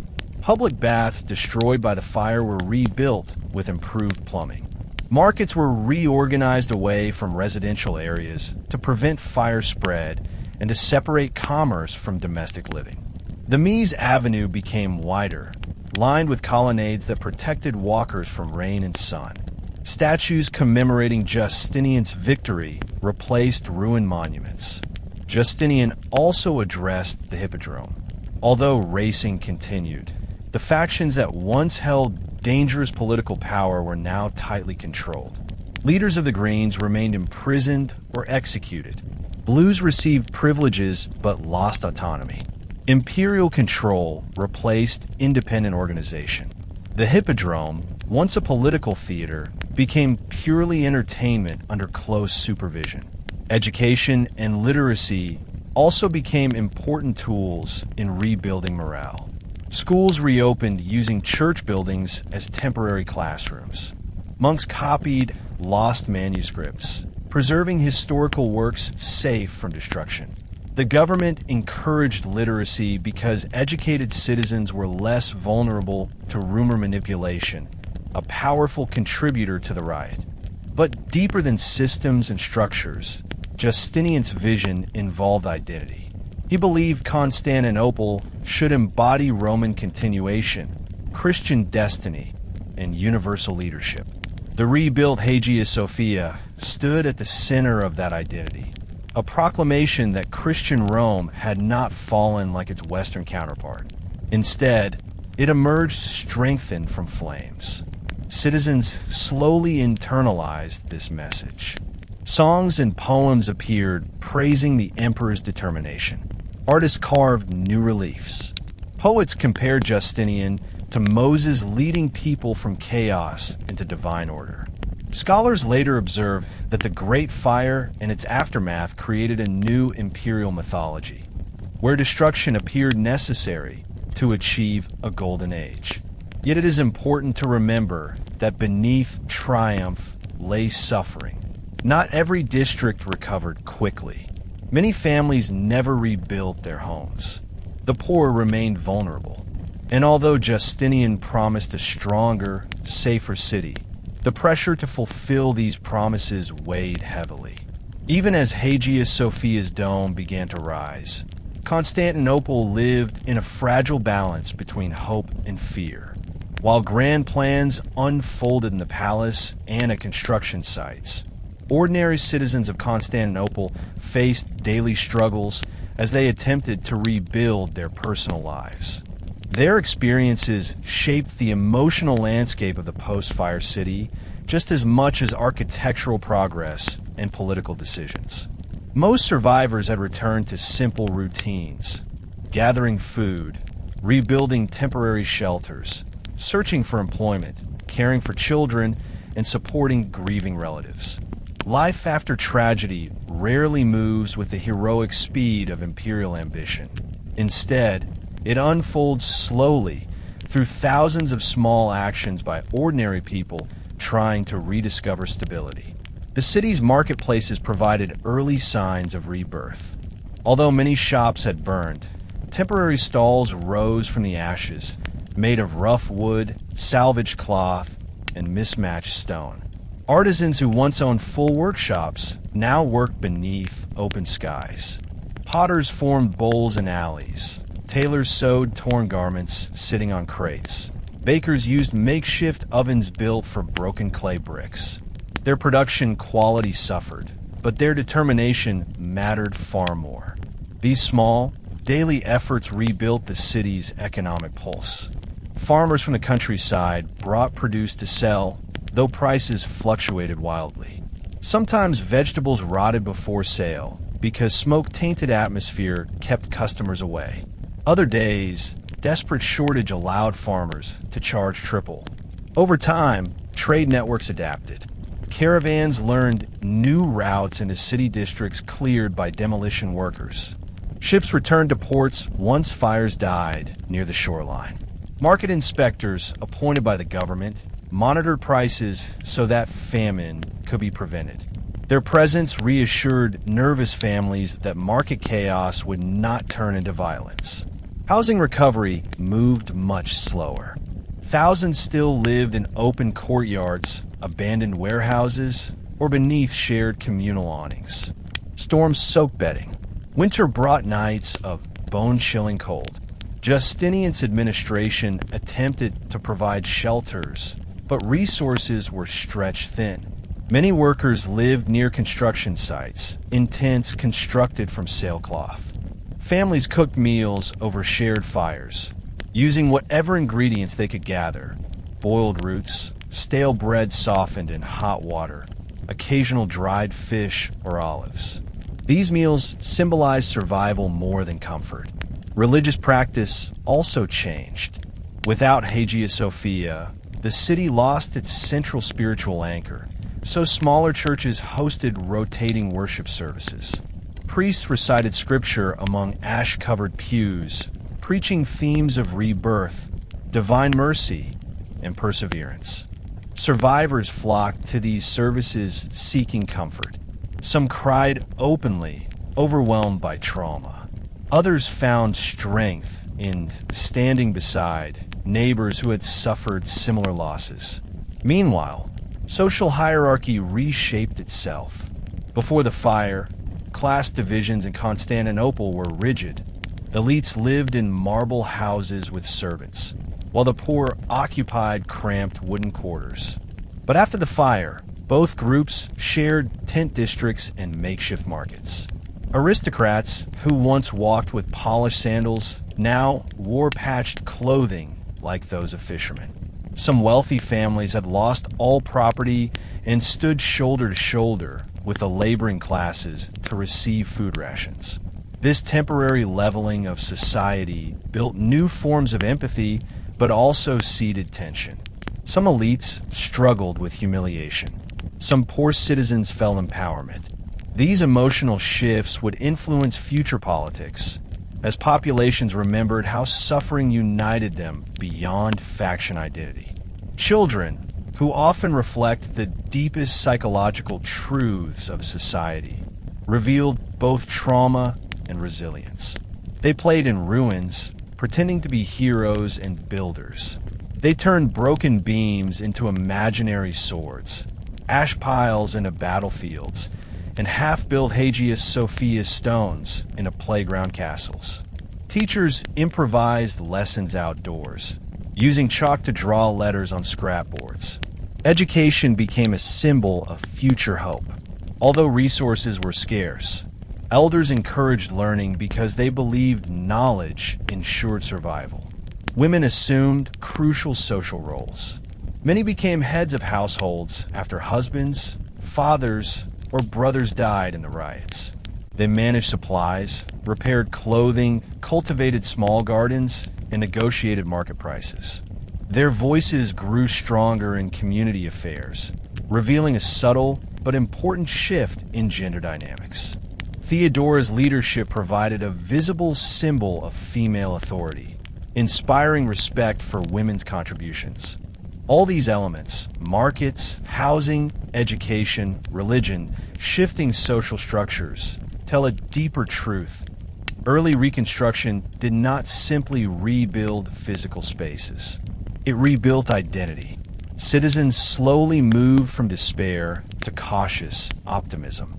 The trauma of watching the city burn remained, but life continued through daily motion.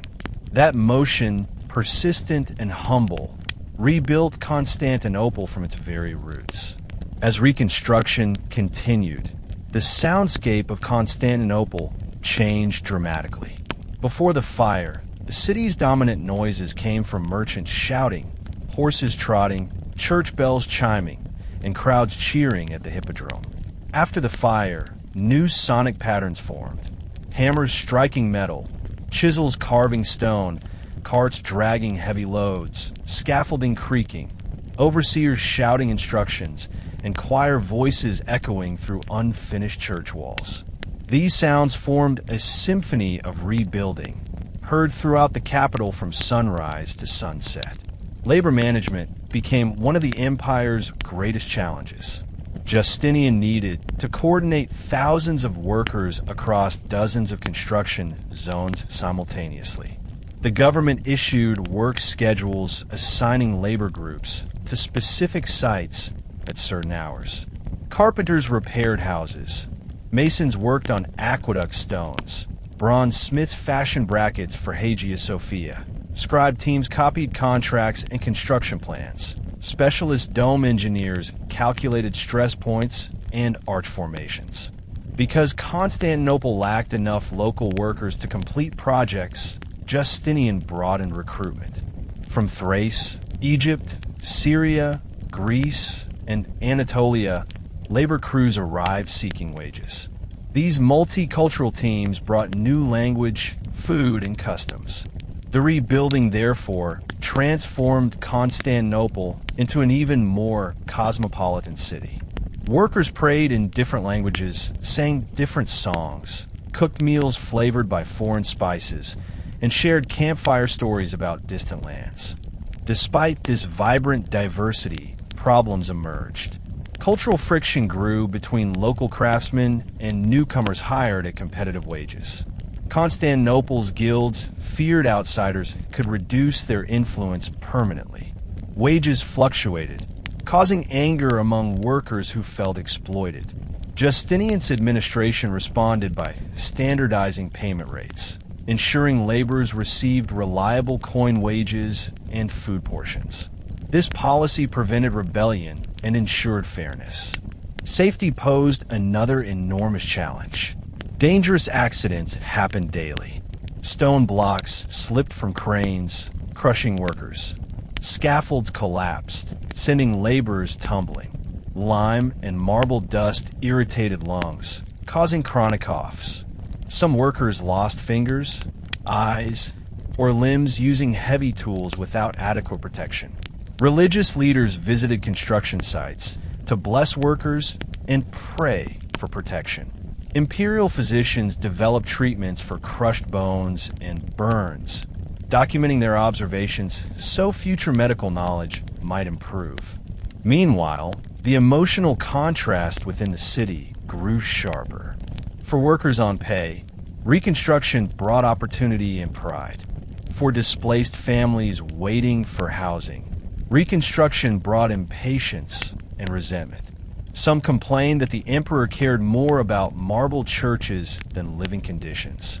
Justinian understood these complaints but pushed forward, believing architectural triumph would eventually restore long-term prosperity. Public entertainment also played a role in emotional recovery. Although the hippodrome remained politically restricted, chariot races resumed, eventually under controlled conditions. Crowds slowly returned, though numbers were smaller and atmosphere subdued. The absence of explosive faction chants reflected both imperial control and public trauma. The most immediate target lay in North Africa, where the Vandal kingdom controlled territories once belonging to Rome. The Vandals had established a powerful presence, ruling Carthage and surrounding lands. Their control over Mediterranean sea routes disrupted trade and weakened imperial influence. Justinian saw them as both a military threat and an ideological insult. Christian lands had fallen to heretics and barbarians. Belisarius, the general who helped crush the Nika uprising by commanding troops inside the hippodrome, was chosen to lead the African campaign. Justinian trusted his intelligence, discipline, and adaptability. Although Belisarius was still young, his earlier victories along the Persian border and his loyalty to the emperor made him a natural choice. The connection between the riots and the campaign was undeniable. Belisarius' success against rebels at home gave Justinian confidence that he could win battles abroad as well. The African campaign began in 533 CE, roughly 1 year after the Great Fire. Justinian's decision reflected his belief that the empire had stabilized just enough to support overseas war. The logistical preparation for this invasion was staggering. Thousands of soldiers, cavalry units, sailors, and supply officers gathered along the docks of Constantinople's harbors. Families watched them depart, waving goodbye to husbands and sons who might never return. For many citizens, this moment revived painful memories of the riots. They feared another disruption might weaken the city while manpower and resources left for distant lands. Yet, surprisingly, the campaign against the Vandals proceeded swiftly and successfully. Belisarius led his fleet along the Mediterranean coast, landing near Carthage and defeating the Vandal king Gelimer in a series of battles. By 534, merely 2 years after the Great Fire, North Africa was once again under imperial control. The victory brought enormous wealth to Constantinople. For many, the hippodrome was a place of memory, memories of fires, screams, and slaughter. People sat quietly, watching horses circle the track, feeling echoes of what was lost. Music storytelling, and festivals re-emerged as well. Performers roamed market spaces reciting poetry about the city's fall and rebirth. Families gathered to hear musicians play lyres, flutes, and drums. These cultural moments symbolized a return to life beyond survival. Human communities require art as much as food, and Constantinople's revival depended on emotional nourishment. Religious healing unfolded in parallel. Monastic groups organized charity networks to provide clothing and shelter. Priests held night vigils, candles glowing against blackened walls. They read scripture about Jerusalem's rebuilding, comparing Constantinople's fate to stories of Israel returning from Babylonian exile. Some citizens found these parallels empowering. Others considered them eerie, fearing destiny repeated destruction endlessly. Still, day by day, progress visible in streets changed collective mindset. People saw new stone walls rising, lost roads reopening, and foundations taking shape. They witnessed Hagia Sophia's arches reaching skyward, an engineering marvel that defied imagination. Every completed structure erased part of the trauma, replacing pain with pride. Constantinople moved forward not in bursts, but in steady rhythm, stone by stone, prayer by prayer, hope by hope. The Nika Riots had also ruptured family structures, leaving widows, orphans, and elderly people without support networks. These social wounds called for organized responses far beyond construction labor. Justinian, at Theodora's urging, established systems to care for the vulnerable. Government officials distributed grain rations specifically for orphan children. Monasteries converted damaged buildings into orphan shelters, providing education, food, and basic medical care. The monks and nuns who managed these shelters documented names, backgrounds, and family stories. As years passed, these records became invaluable historical evidence of the human cost caused by the riots and the fire. Widows received stipends funded through imperial charity, which lessened desperation. Some remarried quickly, seeking stability. Others refused remarriage, choosing independence they had never experienced before. Theodora supported women who wanted legal autonomy and pressured legal scholars to refine divorce and property rights. Although these changes barely scratched the surface of Byzantine gender inequality, they represented meaningful steps. Economic restructuring continued beneath social developments. As markets reopened and wage labor spread, trade routes revived. Egyptian grain once again sailed across the Mediterranean. Silk trade intensified from eastern routes, especially after Justinian negotiated diplomatic channels to obtain silkworm eggs and independence on Persian silk trade. Constantinople's disaster ironically accelerated future wealth because rebuilding demanded new supply chains and encouraged innovation. Currency circulation increased as imperial spending spread coinage across the population. Workers who once lived paycheck to paycheck now received steady wages, enabling them to purchase goods regularly. This circulation stimulated retail industries. Potters, cobblers, tailors, candle makers, blacksmiths, grocers, and weavers thrived. The poor who once relied on charity gradually returned to commercial participation. Urban design evolved in surprising ways too. Justinian ordered several public fountains built in new squares to provide clean drinking water. These fountains created social gathering points and improved sanitation. The city also expanded housing districts outward, reducing overcrowding and allowing fresh air into neighborhoods that once suffocated beneath wooden roofs. For the first time, city planners considered urban wind patterns to keep smoke from industrial kills away from residential blocks. Street lighting improved as well. Oil lamps lined major avenues to help citizens travel safely at night. This reduced crime and signaled imperial presence even after sunset.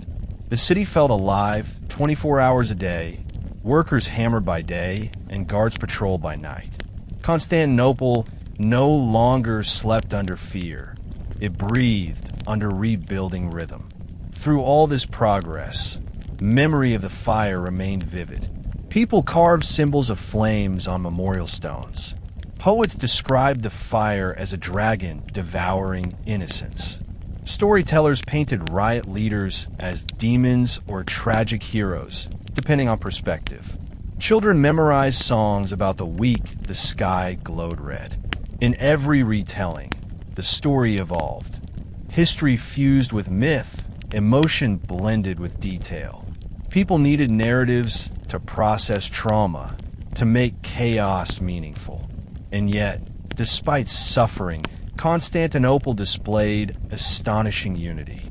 In the ruins, new friendships formed. People who never spoke before and now shared meals, tools, and stories. They helped each other rebuild walls, celebrated small victories, and cried together over lost relatives. The city that once divided itself into blues and greens now recognized the futility of faction dominance. Very slowly, new identity emerged. Identity based on shared survival rather than rivalry. This transformation, both psychological and structural, defined early reconstruction. But the story was far from complete. Rebuilding had only begun, and many challenges awaited. Engineering difficulties, resource shortages, political friction, and future disasters. Still, Constantinople had proven itself alive, and alive it would continue to grow.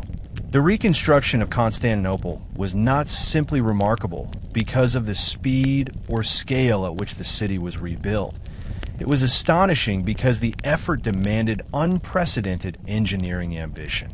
The vision set by Justinian and executed by Anthemius of Tralles and Isidore of Miletus required not just stone and wood, but innovation that stretched the known boundaries of mathematics, geometry, and architectural physics. The challenge was profound.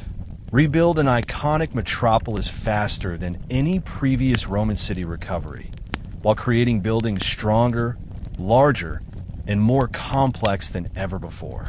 The engineers overseeing the reconstruction developed advanced techniques that historians later recognized as proto-modern engineering. Hagia Sophia's dome, for example, required extremely lightweight materials near the top and denser building blocks near the supports. Workers experimented with different mortar mixes. Some blended volcanic ash, imported sand, and crushed brick to form a durable cement. This mixture hardened faster than traditional forms and allowed complex structures to rise with surprising speed. The dome also required a large number of windows around its base, a structural innovation that allowed natural light to flood the interior. The challenges of balancing weight, stress, and downward pressure demanded precise calculations. Hagia Sophia was not the only engineering marvel. Public bath complexes, forums, and administrative buildings also required detailed planning. Bridges connecting various city sectors needed reinforcement after fire damage. Aqueducts feeding Constantinople from distant hills had to be recalibrated, and some had to be rebuilt entirely.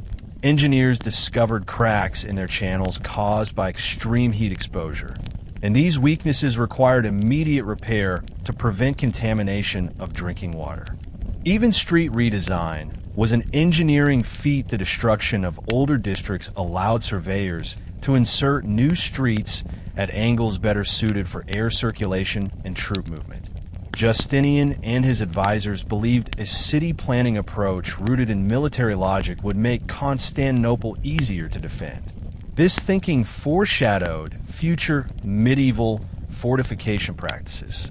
The new avenues, plazas, and drainage systems created corridors that later historians recognized as models for urban design. Another extraordinary challenge involved gathering materials from across the empire. It required fleets of transport ships, guarded caravans, and stable road networks. Justinian wrote to provincial governors demanding uninterrupted supply shipments. Some regions responded eagerly, hoping to earn imperial favor, while others grumbled that Constantinople consumed resources at the expense of provincial prosperity. But resistance could not undermine imperial will.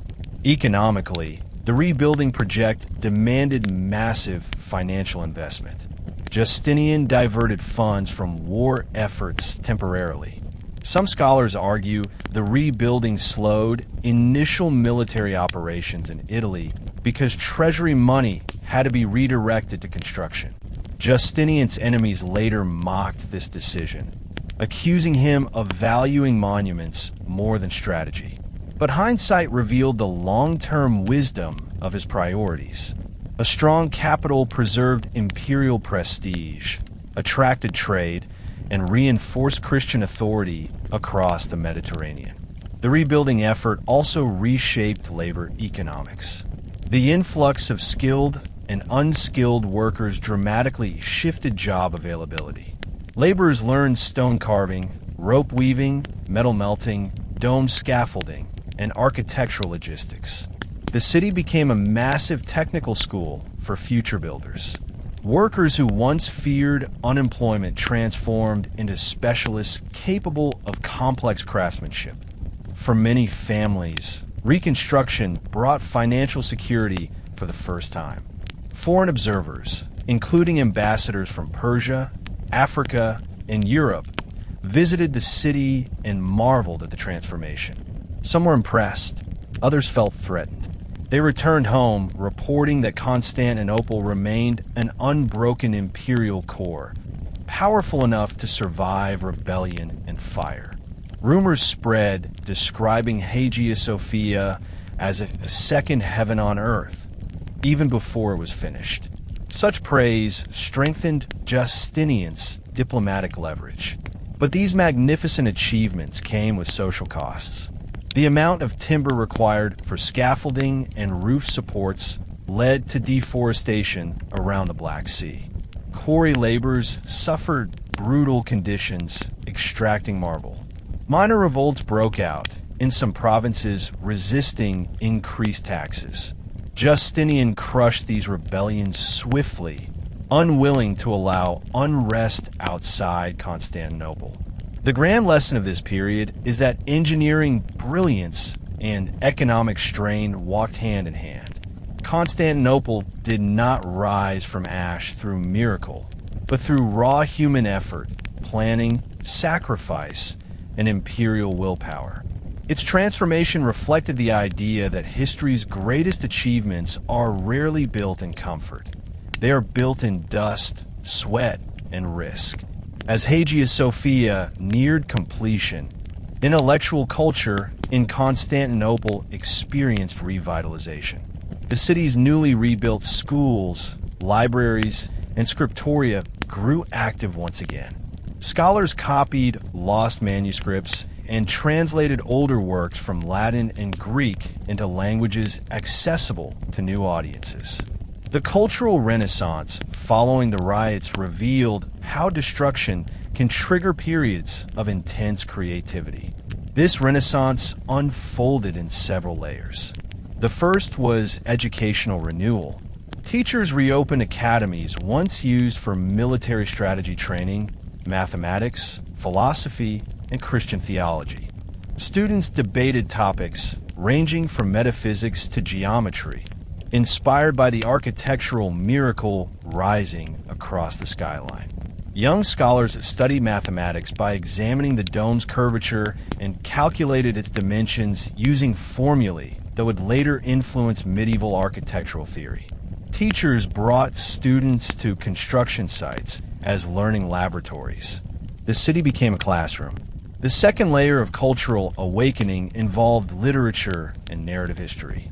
Writers documented the riots, describing scenes of fire illuminating night skies, and recording testimonies from common laborers, soldiers, clergy, and political leaders. They detailed the sound of collapsing structures, the wails of grieving widows, and the fiery glow reflecting off the Marmara Sea. In doing so, they preserved emotional and physical truths for future historians.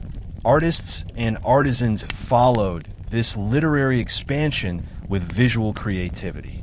Mosaic workers designed new interior decoration schemes for palaces and churches, drawing inspiration from disaster and triumph. They crafted imagery depicting angels shielding the burning city, saints emerging from flames, and architectural designs representing Jerusalem's heavenly ideal. New mosaic colors appeared: deep blues, crimson reds, and shimmering golds that glowed under candlelight. Musical culture also revived. Liturgical chant evolved in sophistication, incorporating new tones developed to echo through Hagia Sophia's dome. Priests and monks trained choirs to project harmonies that filled enormous space without amplification. These auditory achievements influenced Christian worship across the Eastern Mediterranean. Modern musicologists later observed that Byzantine chant techniques may have been shaped by the building itself, proof that architecture and sound development existed in a shared cultural feedback loop. At the same time, medical science progressed. Physicians studied injuries suffered during construction accidents, battlefield wounds from the riots, and respiratory damage caused by smoke inhalation. They developed improved treatments using herbal poultices, wine sterilization, and early surgical techniques. These medical notes circulated among practitioners and later formed part of Byzantine medical knowledge that influenced Arab and European scholars centuries later. In addition to intellectual and artistic renewal, Constantinople experienced a religious transformation. Before the fire, theological conflict between Chalcedonian and Miaphysite doctrine divided the empire. But after tragedy, factions lost strength. Ordinary people cared less about doctrinal nuance and more about survival and unity. Justinian seized the moment to reinforce Chalcedonian orthodoxy as imperial policy, using Hagia Sophia as a physical embodiment of doctrinal triumph. Theodora, however, did not abandon her sympathies toward Miaphysite Christians.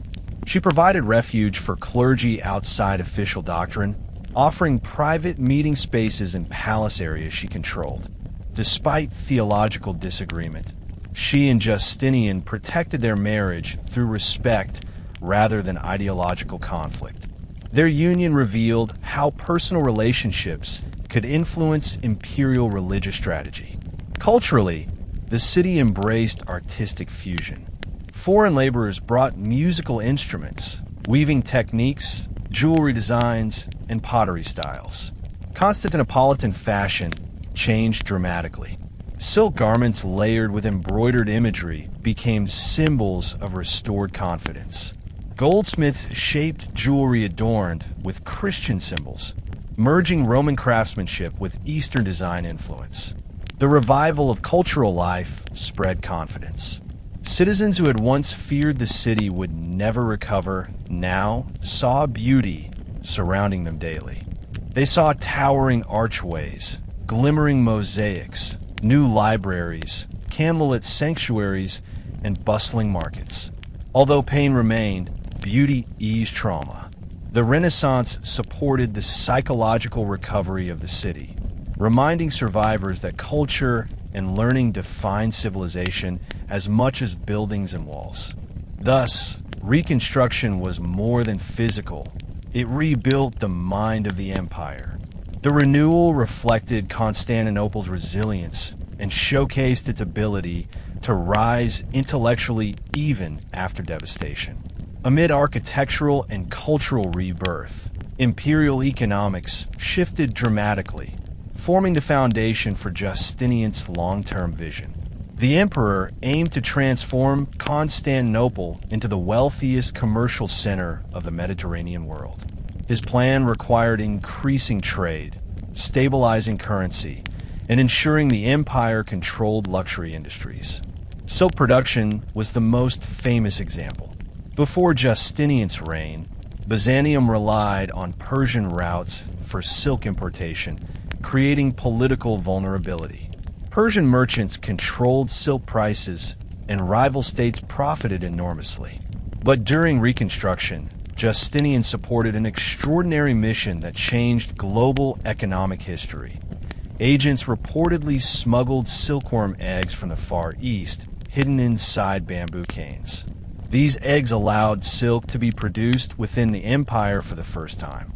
Constantinople thus became a silk manufacturing hub, reducing foreign dependence and enriching imperial treasury. Additional industries emerged around construction. Metal smelting expanded. Brick kilns multiplied. Timber trade boomed. Marble carving workshops worked around the clock. Small businesses supplying nails, rope, hand tools, and scaffolding saw profit growth. These industries attracted migrant workers and increased tax revenue. Trade networks also widened. Ships left Constantinople carrying glass, silk, metalwork, icons, religious relics, and spices. They returned with wheat from Egypt, wine from Greece, cattle from the Balkans, and silver from Black Sea regions. Markets filled with foreign goods, creating a cosmopolitan consumer culture. Lantern makers imported Chinese paper concepts, inspiring Byzantine innovations. Candle makers experimented with wax blends that lasted longer. Currency stability followed. Justinian minted gold solidi, stamped with imperial symbols. These coins became trusted across the Mediterranean, used from African ports to Italian cities.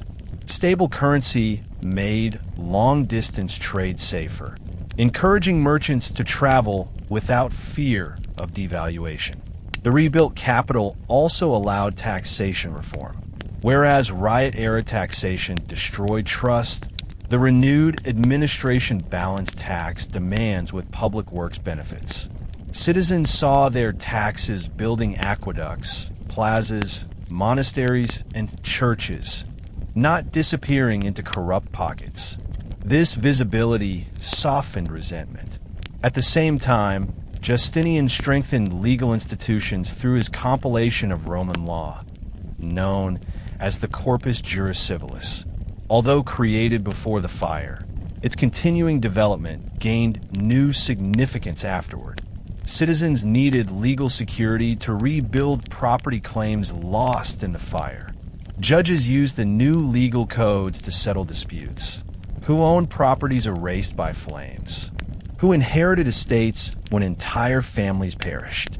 The legal structure prevented chaos. Yet, this prosperous landscape did not erase hardship. Poverty persisted.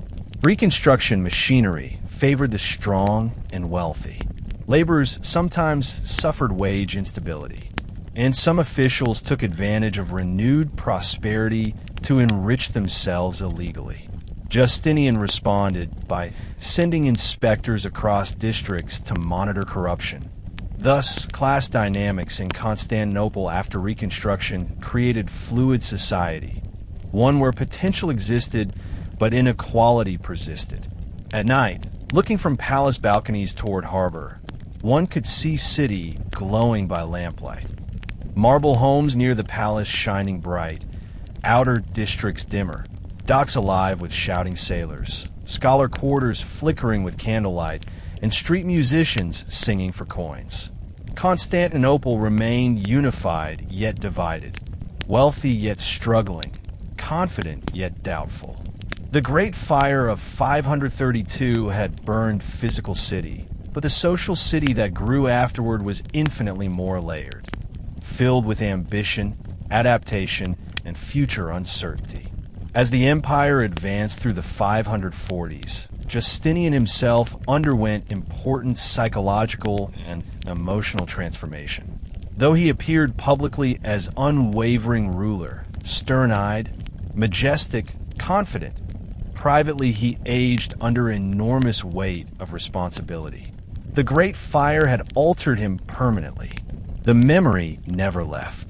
Some nights palace servants overheard him walking long corridors alone at midnight, pacing slowly, hands behind his back, speaking softly to walls as if debating invisible history.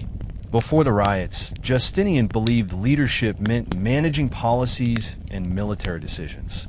After the riots, he understood it required something deeper, enduring guilt, loss, and unending pressure.